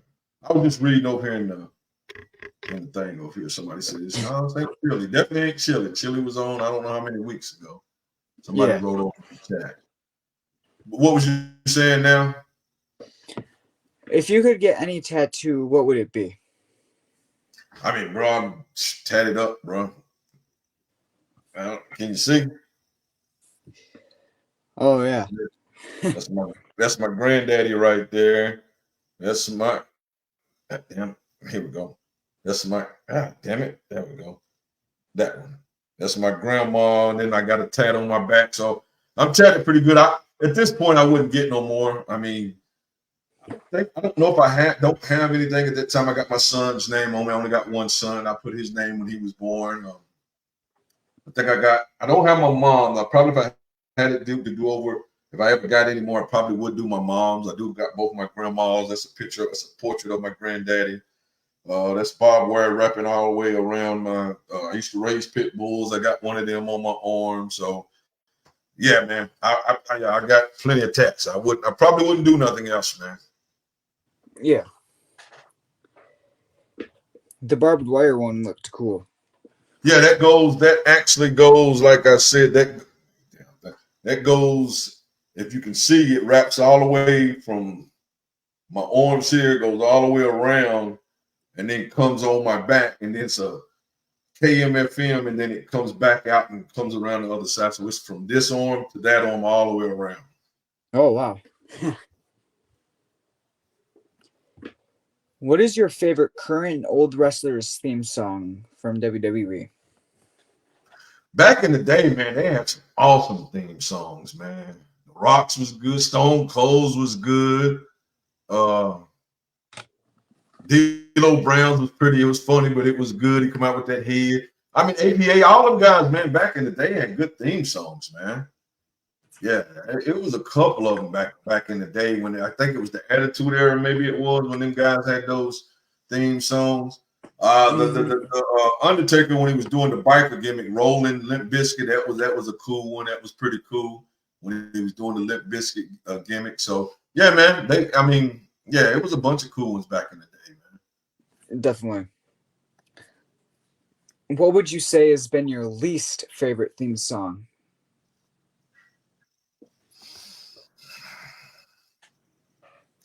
I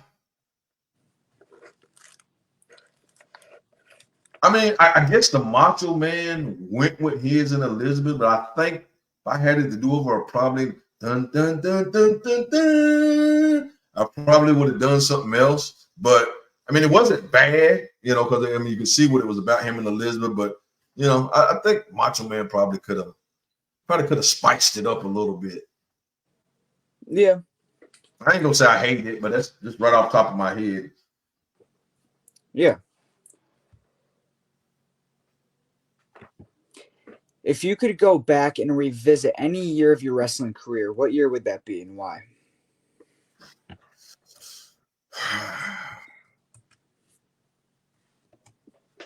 Um, Me and Chili had fun, so I wouldn't really revisit that because that's probably my funnest. My last 5 years were the funnest. Probably first 2 years, probably trying to find somebody like C.W. Anderson early in my career to really get the technical side and the ins and out of being a professional wrestler.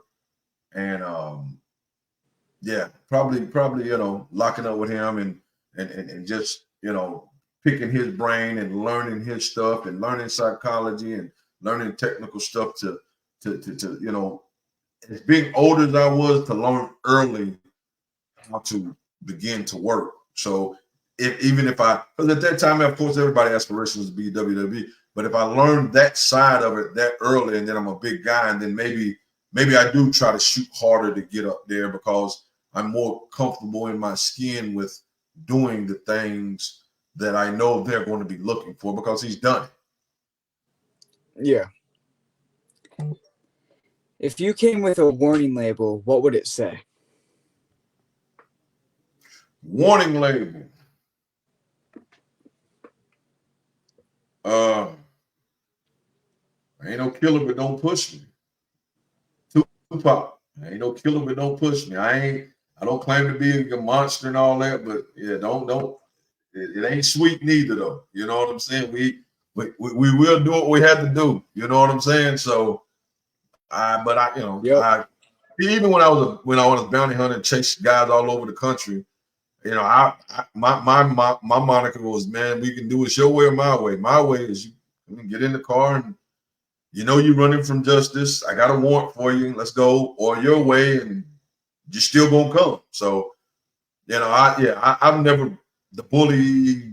I'm big, and you're gonna listen, and this is what it is. And I've never been that guy. But at the same time, if it's going down, then it's going down. You know what I'm saying? That's kind of how I was with it. To this day, is how I approach it. For sure. What are some things you would still be interested in striving to achieve in wrestling that you have not achieved yet? Some things that I would be striving to achieve. I mean, I don't give a damn what nobody say. If you got in this business, man, to get and work for WWE, and then you got the AEW, but to work for one of those companies for one time in your career, like Chili said, man, he went down that aisle, and was on TV one time, and to be in that gorilla position for the WWE, man, whether you kept a job or you just did it one time to say, man, I was in I worked for him would be awesome, man. I'm not gonna lie. It would be awesome to say you went down that aisle one time and worked the match for him, man. You went to the pinnacle of what wrestling is, and that's the top of the mountain. Mm-hmm.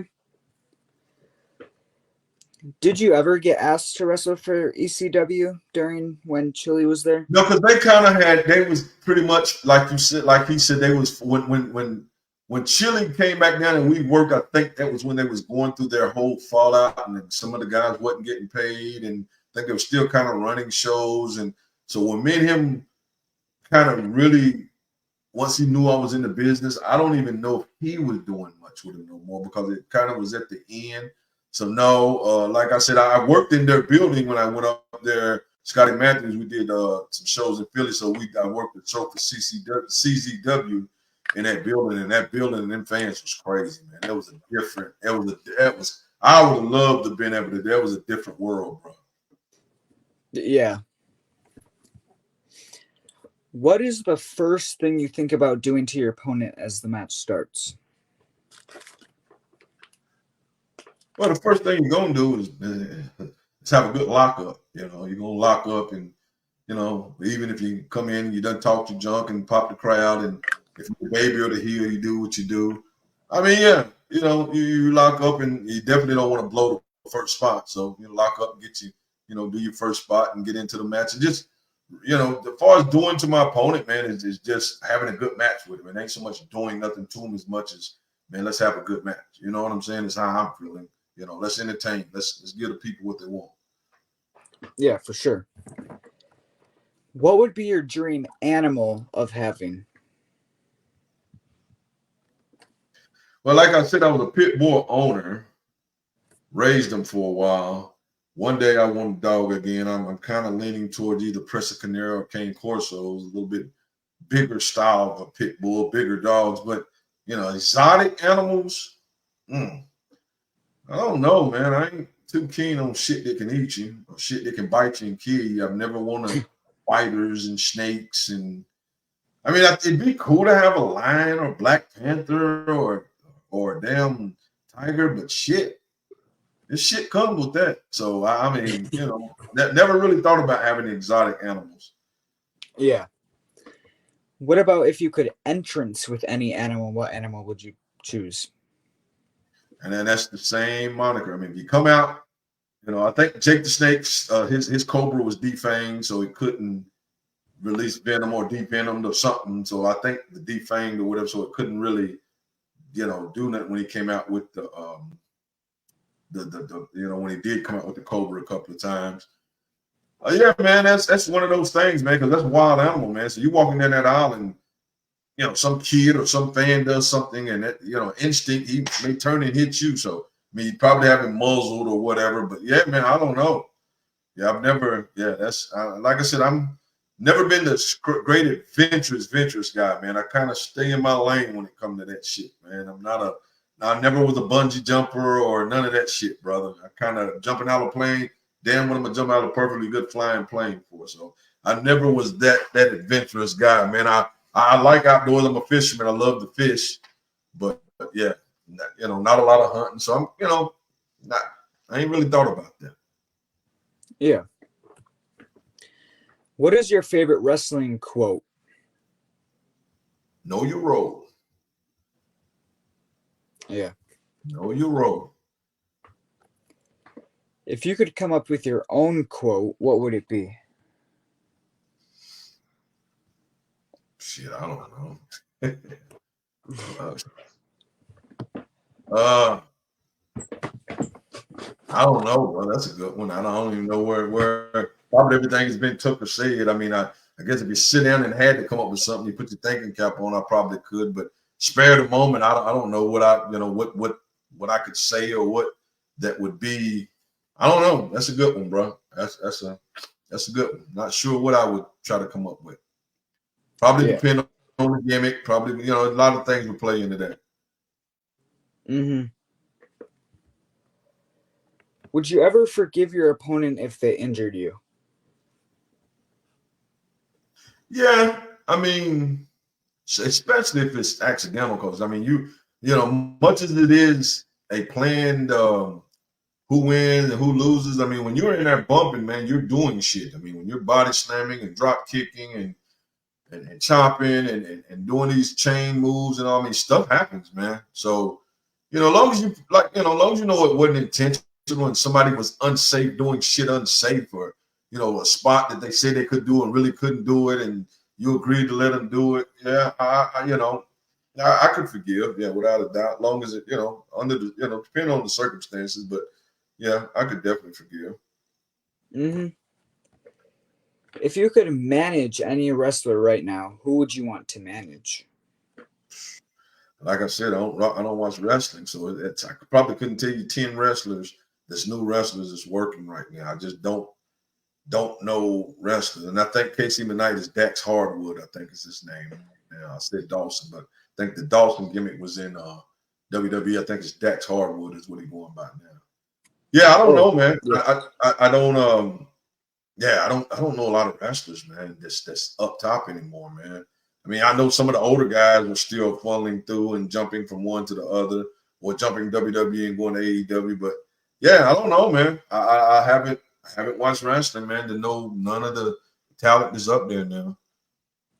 Yeah. If you could have chose anyone to manage you back in the day, who would you want? Uh, like I said, I remember Lou Albano. He was cool during the rock and wrestling phase. He was cool. Mr. Fuji had his little. He laughed, but he did his thing. He was cool. You know, classic Freddie Blassie. Bobby the Brain was real good. He was smart, but he was good, man. Probably Bobby the Brain would probably be. Jimmy Hart was good. Cornette was good. All of them was good, man. Teddy Long, I like Teddy. Slick was good. I like Slick. He was good. Yeah. Is there any background or inspiration off of your wrestling persona? Um, like I said, the bounty hunter came from, I did that for a living for real. So it was easy to, throw that name up there and go with it. It was generic, but it was easy to do. Mm-hmm. A lot of guys would say Rick Bounty Hunter. I was just the bounty hunter. So that's kind of where I was a little different at. Cowboy Willie watched this was something to be honest with you, I never seen a black cowboy in wrestling. And I just thought it would be fun to do.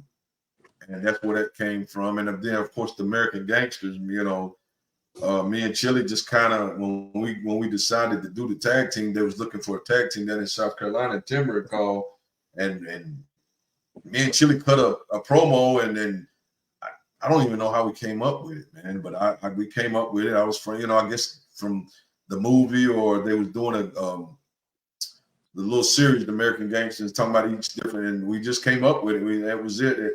And I'm gonna tell, and I'll tell you, it's crazy to me. I never knew until Chili told me that New Jack and Mustafa did the Gangsters. So Gangsters, and we did American Gangsters. So I didn't. So it wasn't like I thought about that and bit off of it. I just really went off the TV show and was like, "Yo, I'll be Frank, which is Frank Lucas, and you be Nikki, which is Nikki Barnes," and we just called each other Frank and Nikki. So it wasn't like I seen any of their stuff and did it. I just threw it out there, and he was with it, and we done it. Mm-hmm. If you had to change your wrestling name, what would you change it to? I mean, the three gimmicks I done was it, man. I mean, they was perfect. I had a great time. The Bounty Hunter started it, and then we did the Cowboy Willie Watts gimmick, the Watts brothers gimmick, and then American Gangster gimmick. It was awesome. I don't know. I don't see you, brother. Oh, there you are. Sorry.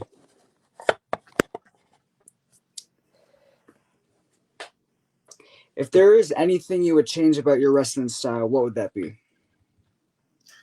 I mean, like I said, man, it's been a big guy thing. Would have been cool to do a little bit more ground stuff just to let people see because they don't expect it. But I mean, I was a you know, hard hitting guy, man. I was 6'3", 265, 270 pounds, bro. So I was, I was a hard hitting guy. So it wasn't a whole lot to change other than probably learning and doing some of it, throwing. Me and Scott would do some of it, throw some of that stuff in just to let people be like, oh shit, because I did drop kicks and leapfrogs, and I'd blow people's minds just doing that stuff with being big as I was. Yeah. One second. I got my Chromebook charger because my Chromebook's about to die. Sorry about that.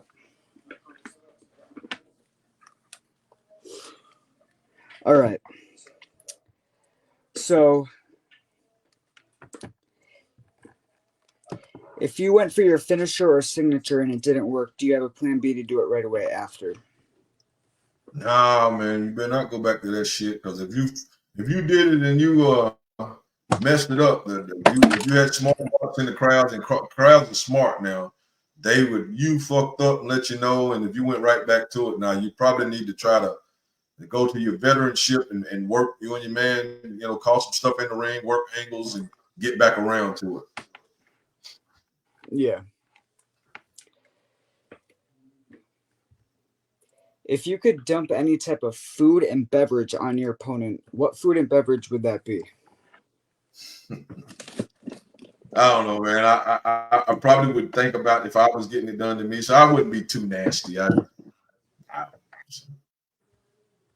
Uh, it'd be awesome to have a gimmick to where you had coffee, but it was really cold, and you had something that made it look like it was smoking and gimmick them, and people thought you just threw hot coffee on them, something like that. But I would never want to do nothing too extreme or nasty because you still got to go back in the back and get undressed, and you don't want to mess nobody gear up because that shit gets expensive. So nothing crazy. Yeah. So back in the day, say if you were injured and you got a one in a lifetime call asking if you could work for the WWE, AEW, Impact, New Japan, any of the big companies, would you take up that one in a lifetime offer? Well, as a worker, yeah, you would do. I mean, what you would hope is whatever the injury is, you could do a match that could match that injury to get through it and just let the company down. I think the worst thing you do is hide it and then go out there and if it only go through the motions, you know, just be straight up with them. Because obviously, if they want to give you a shot, and if you're injured, then they probably will give you that shot another time. But if you're injured to the point to where you still can get through a match, you just tell them what's hurt, and maybe they still do the match, and they put that in the match to where you got hurt. That's why you lost. Mm-hmm. Would you rather wrestle Rick Steiner, Scott Steiner, or both?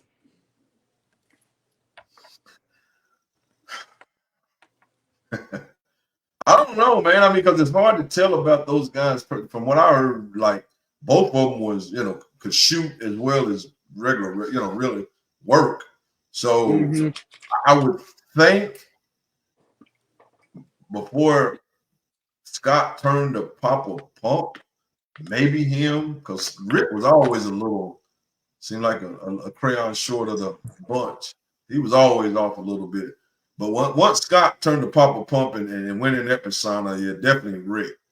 Scott seemed like he could be a handful and then turn into a shoot or something crazy real fast when he was in that Papa Pump phase. Yeah, I heard they were pretty stiff too. Oh yeah, Yeah. yeah. And stiff didn't bother me. I mean, because I was one of those guys is I'm gonna give it back. I mean, as long as it's Yeah. safe. Stiff really not. I seen the damn Road Warriors they throw some guys with their finishing. Damn, they didn't give a damn how they landed.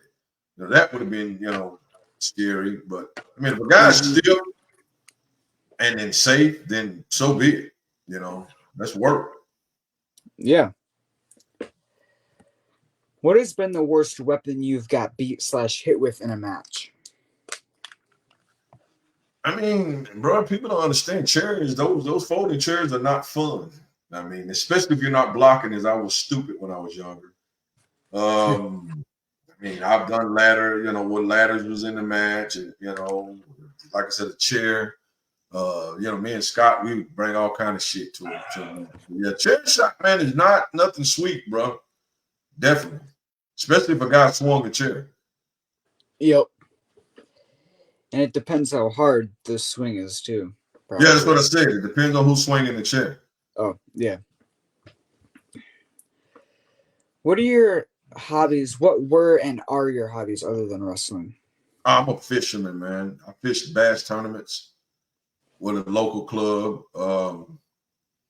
I ride Harleys. I like my bikes.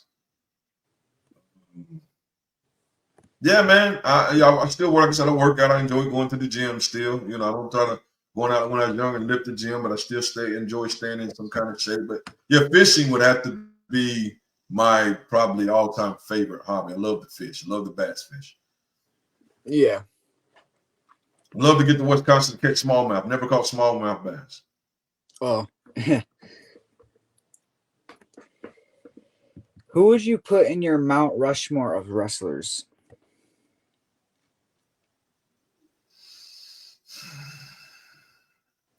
Well, you couldn't take. I mean, Ric Flair. I mean, he was. I mean, known worldwide.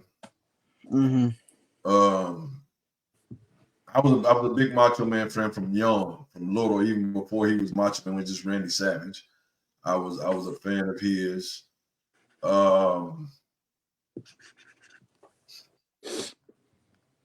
I think for what Farouk did for the business, he would definitely, for minorities, he would definitely be there.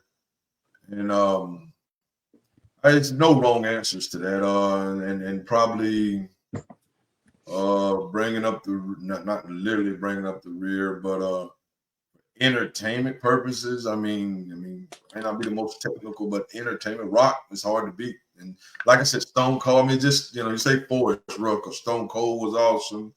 If you just like old school stuff back in the day, Harley Race was awesome. Magnum TA got cut, his career got short. He was doing his thing. Probably would have went on to be a great, whatever. I mean, for entertainment and little kids and people, the Hulk did his thing. So I mean, it probably depends on what you like, but yeah, them four would probably be it. Yeah. Would you rather wrestle Taz, DDP, or Blue Meanie?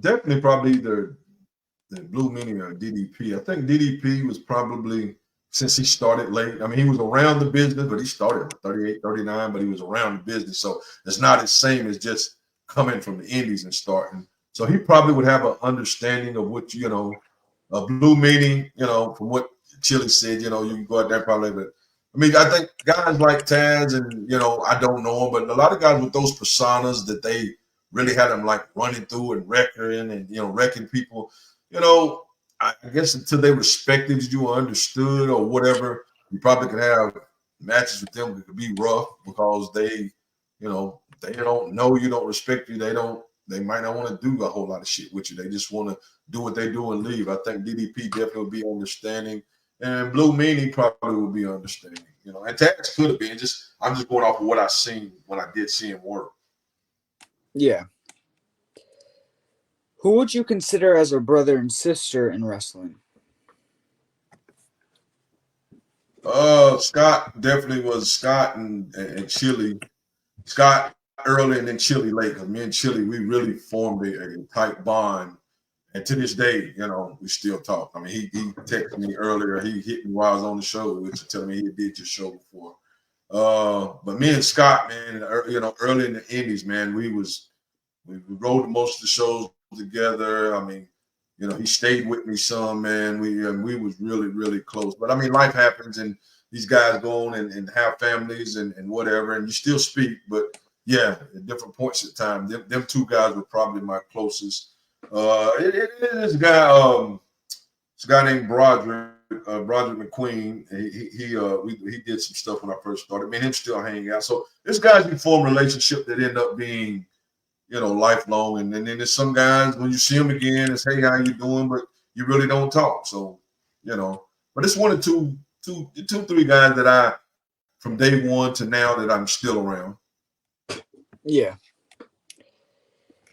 If you had one last match, like a retirement match now, who would you want that to be against?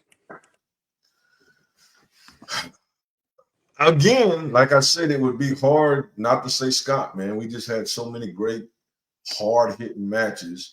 I mean, as far as indie-wise, I mean, if you're telling me I could call out any name, I think it would have been fun to work Booker T, man, just because I got compared to him just because of my hair and whatever, and it'd been fun to, because he was a very entertaining, he could work. You know what I'm saying? So that would have been cool, man. Mm-hmm. If you could wrestle or have a segment with any actor, who would that be? I would love to sit across from Denzel Washington, man, and pick his brain and see, because you see these guys act, man, and it's like, he like that in real. I mean, how does he turn it on? Probably be cool to sit down and just ask him some questions. Yeah.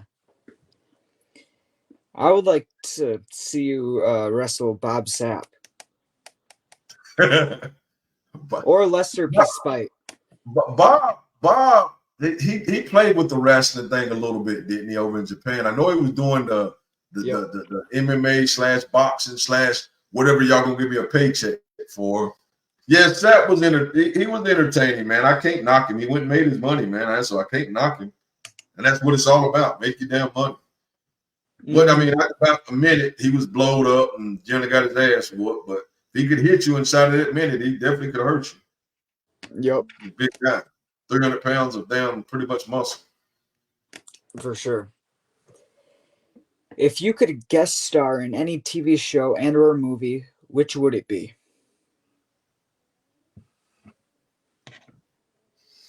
Uh, I think 50 Cent got some good stuff going on with the powers, man. One of the powers, man, being one of the guys in one of the powers, man, that would be pretty cool. 50 Cent, that's pretty.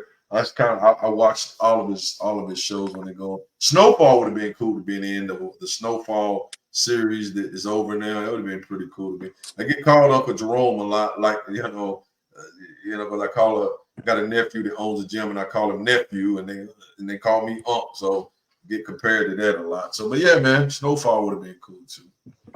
Yeah. Would you have ever tried any MMA, UFC, or any type of boxing yourself? Boxing, I definitely because I did flirt with boxing. I was training a kid for a while. And I did flirt with boxing. Just from my hometown, it really wasn't no clubs there. But I'm still, I mean, it's a fight coming on tonight that I'm anxious to see. Shakur Stevens is fighting tonight that I'm gonna watch. So yeah, man. Yeah, boxing. Yeah. Never was the big MMA guy, and I watch it, and I watch and I know some of the guys, and I got into a little bit more, but I'm a pure boxing guy. Yeah. When you were growing up, were you more of a shy, quiet kid or outgoing, loud, and excited? I was never quiet and shy, but I wasn't the life of the party, so to speak. But what I was it's like a lot of people that know me. I'm reserved and I pay attention to details and I get to know people. But when they see me wrestle, they see that come out. They was like, I would have never knew because of how I let it out in the ring. So I was in between, man. I was in between. I could be the life of the party, but I wasn't always going to walk in the party and be. It would just happen. It wasn't one of those things. I walking in, I'm ready to do this. So, but I definitely wasn't quite shy though. Yeah. What would you say it was like getting to team up with ECW wrestler like Chili Willie, and what was he like as a partner? Chili was very humble. He was almost too laid back. I don't think Chili recognized that he was as as known as he was because he would always hear him like, man, yeah, man, I was sorry. And I know Chili was nowhere near sorry. He was very entertaining. And he was like me, man. He probably like I said, wouldn't have hurt him to, get more technical. But like I said, when you're a big guy, man, and you're athletic, you really don't have to do that stuff.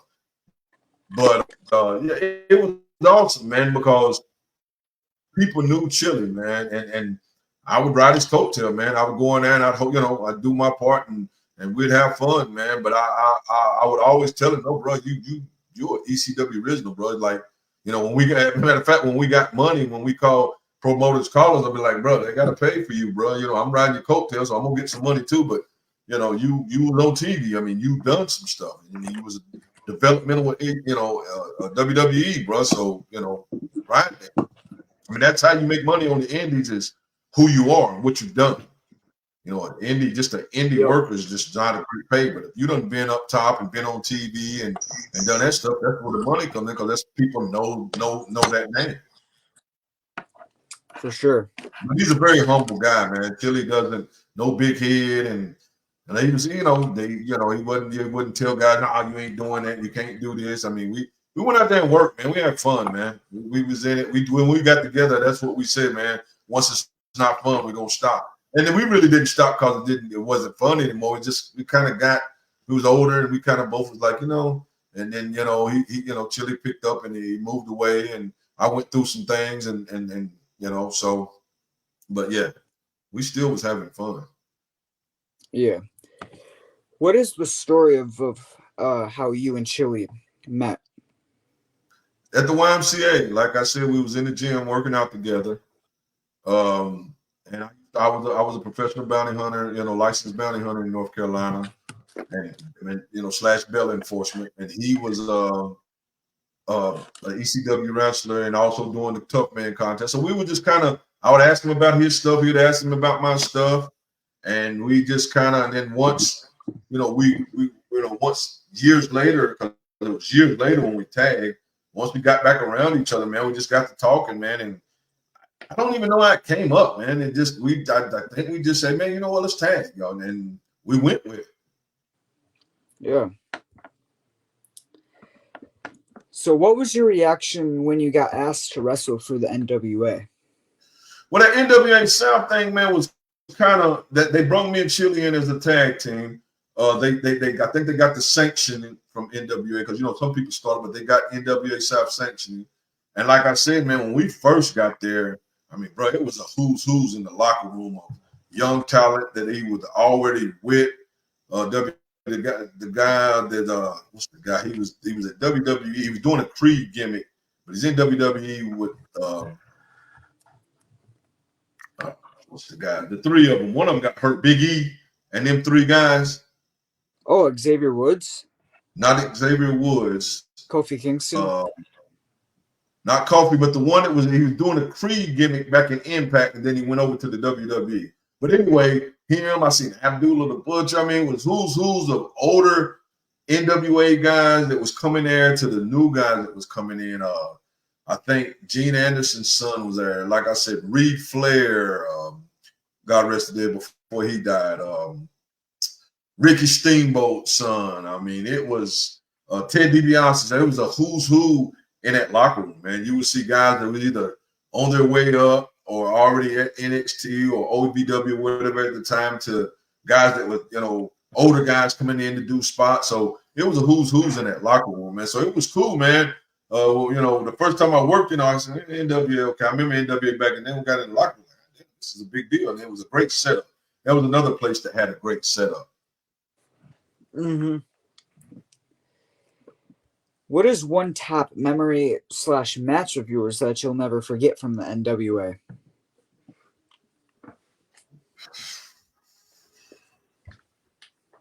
The Ricky Steamboat son, when me and Chili tagged against him, and I forget who the other guy was. I think it was the guy that said I broke his shoulder. I think. But that was pretty cool, man, because I mean, of course he wasn't his daddy, but just the lineage of what he came from, knowing like, wow, his daddy was like one of the best that ever do it. That was cool. That was pretty cool to do that. They had some big stuff coming up, and then all of a sudden they folded. I think they lost the sanction. Something happened, and the company folded. But they had some, like I said, that last show we did, they had the NWA world champions there, tag team champions. So they was planning on some big stuff, man. And they just, they lost their sanction or something, and the company folded. So, and that's wrestling, man. That's independent wrestling, man. It could seem like it's hot, and then all of a sudden it just is gone.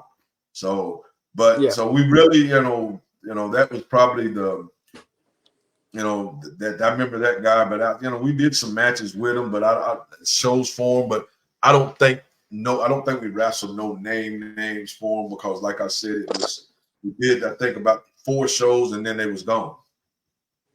Yeah. Who is one wrestler for an NWA that was in there when you were that you'll never forget besides Chili? That was at the NWA stuff? Yep. I remember Abby, man.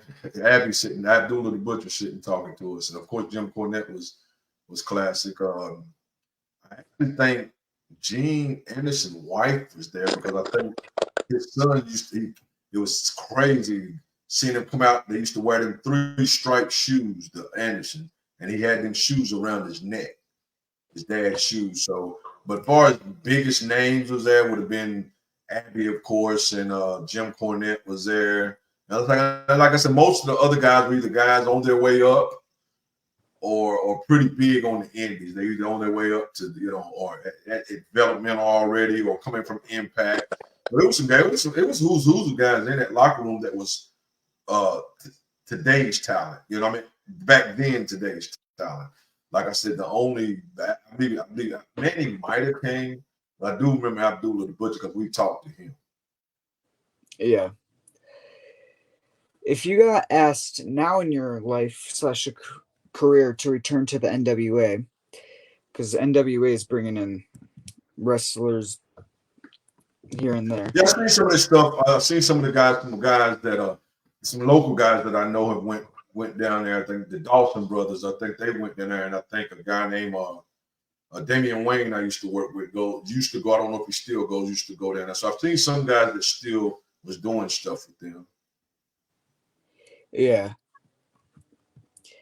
So if you got asked to like from NWA to make a return, a one-time appearance, last run, a Legends Night, backstage worker, anything, would you take up that offer? Not the wrestling. I mean, if they had some talent in there, and especially if I knew the guy and he, hey man, they gave me the choice, ask you to come in, maybe a manager or a bodyguard or something. Yeah, but bro, I mean, I wouldn't take a chance of bumping and putting myself through that again, bro. Yeah. What is one thing you would tell the fans? Keep supporting the independents, man, because that's independent guys. I don't get it twisted. The up top guys work their ass off because they work a lot of shows and got to work. But them independent guys really bust their ass, man, and try to give the fans something for a smaller dollar to go home and talk about, man. So keep supporting the indies, man. Yeah. So I got one last question for you. Do you have any advice for me to become a wrestler? Get trained proper, man. Find you either a good school that somebody's in that school that has done it. I'm not telling you couldn't get trained by somebody new because they could have got trained by somebody that could.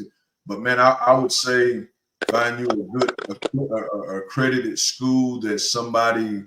I mean, I know it's a Lodi, man. I've done matches with Lodi. Lodi runs a school in Charlotte. So you got those kind of guys that have came down that still around the business that have schools, man. Find you a good school, man. Get in that school and just be a sponge, man. Just go in there like you don't know shit. I don't give a damn how much you think you know. Go in there like a sponge, man, and everything they give you, absorb it, man, and just listen, man, and be safe. Be safe and enjoy it because it comes and goes fast, man. But that would be my biggest thing is just make sure you're in a school where somebody is teaching you the business, not just move. Somebody's teaching you psychology. Somebody's teaching you how to bump and bump properly, how to take care of yourself and your fellow worker. I mean, Logan Paul, man, classic example when he saved Mysterio Jr. from breaking his damn neck on that moonsault. I mean, yeah, that somebody who hadn't been in the business as long as he had to do that was awesome, man. I mean, understand when it looked like a move is messed up to where you can maybe save somebody's life or a career. So yeah, man, just pay attention and find you a good school, man, and then enjoy it, man. Because I to this day I love what I did in wrestling. I don't watch wrestling no more. I think it changed a lot from when I was coming up, but I don't have nothing bad to say about wrestling. I'm glad those guys are making money and doing what they love. It'd been awesome for me to do the same thing at one time in my career, but I just don't watch it no more. It's just nothing I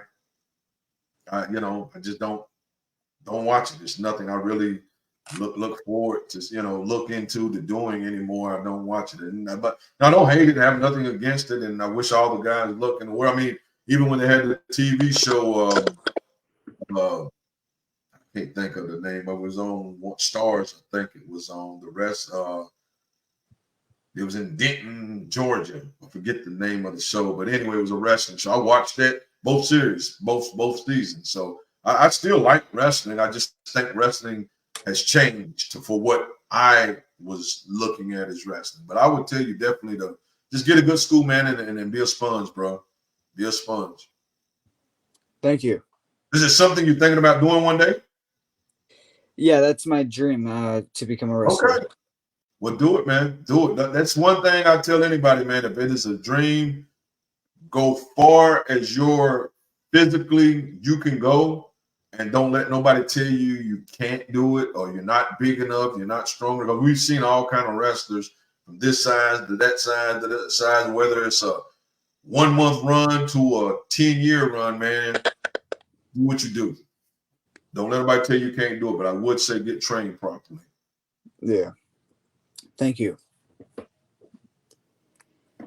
And Well, man, it was my pleasure, man. I definitely thank you for having me on. I haven't did a wrestling talk in a long time. Keep doing what you're doing, man. Keep people thinking about wrestling and keep, finding guys like me, old guys like me, to get those old skeletons out of Hollywood to talk to you, man. And I wish you well on your journey, bro, as far as your podcast and your wrestling endeavor, man. Thank you. And I thank you for taking your time out to do this interview. Thank you. No problem. No problem, young man. So thank you again, and talk to you soon. All right, brother. You take it easy, my brother. Yep. Have a good night. All right. Good night.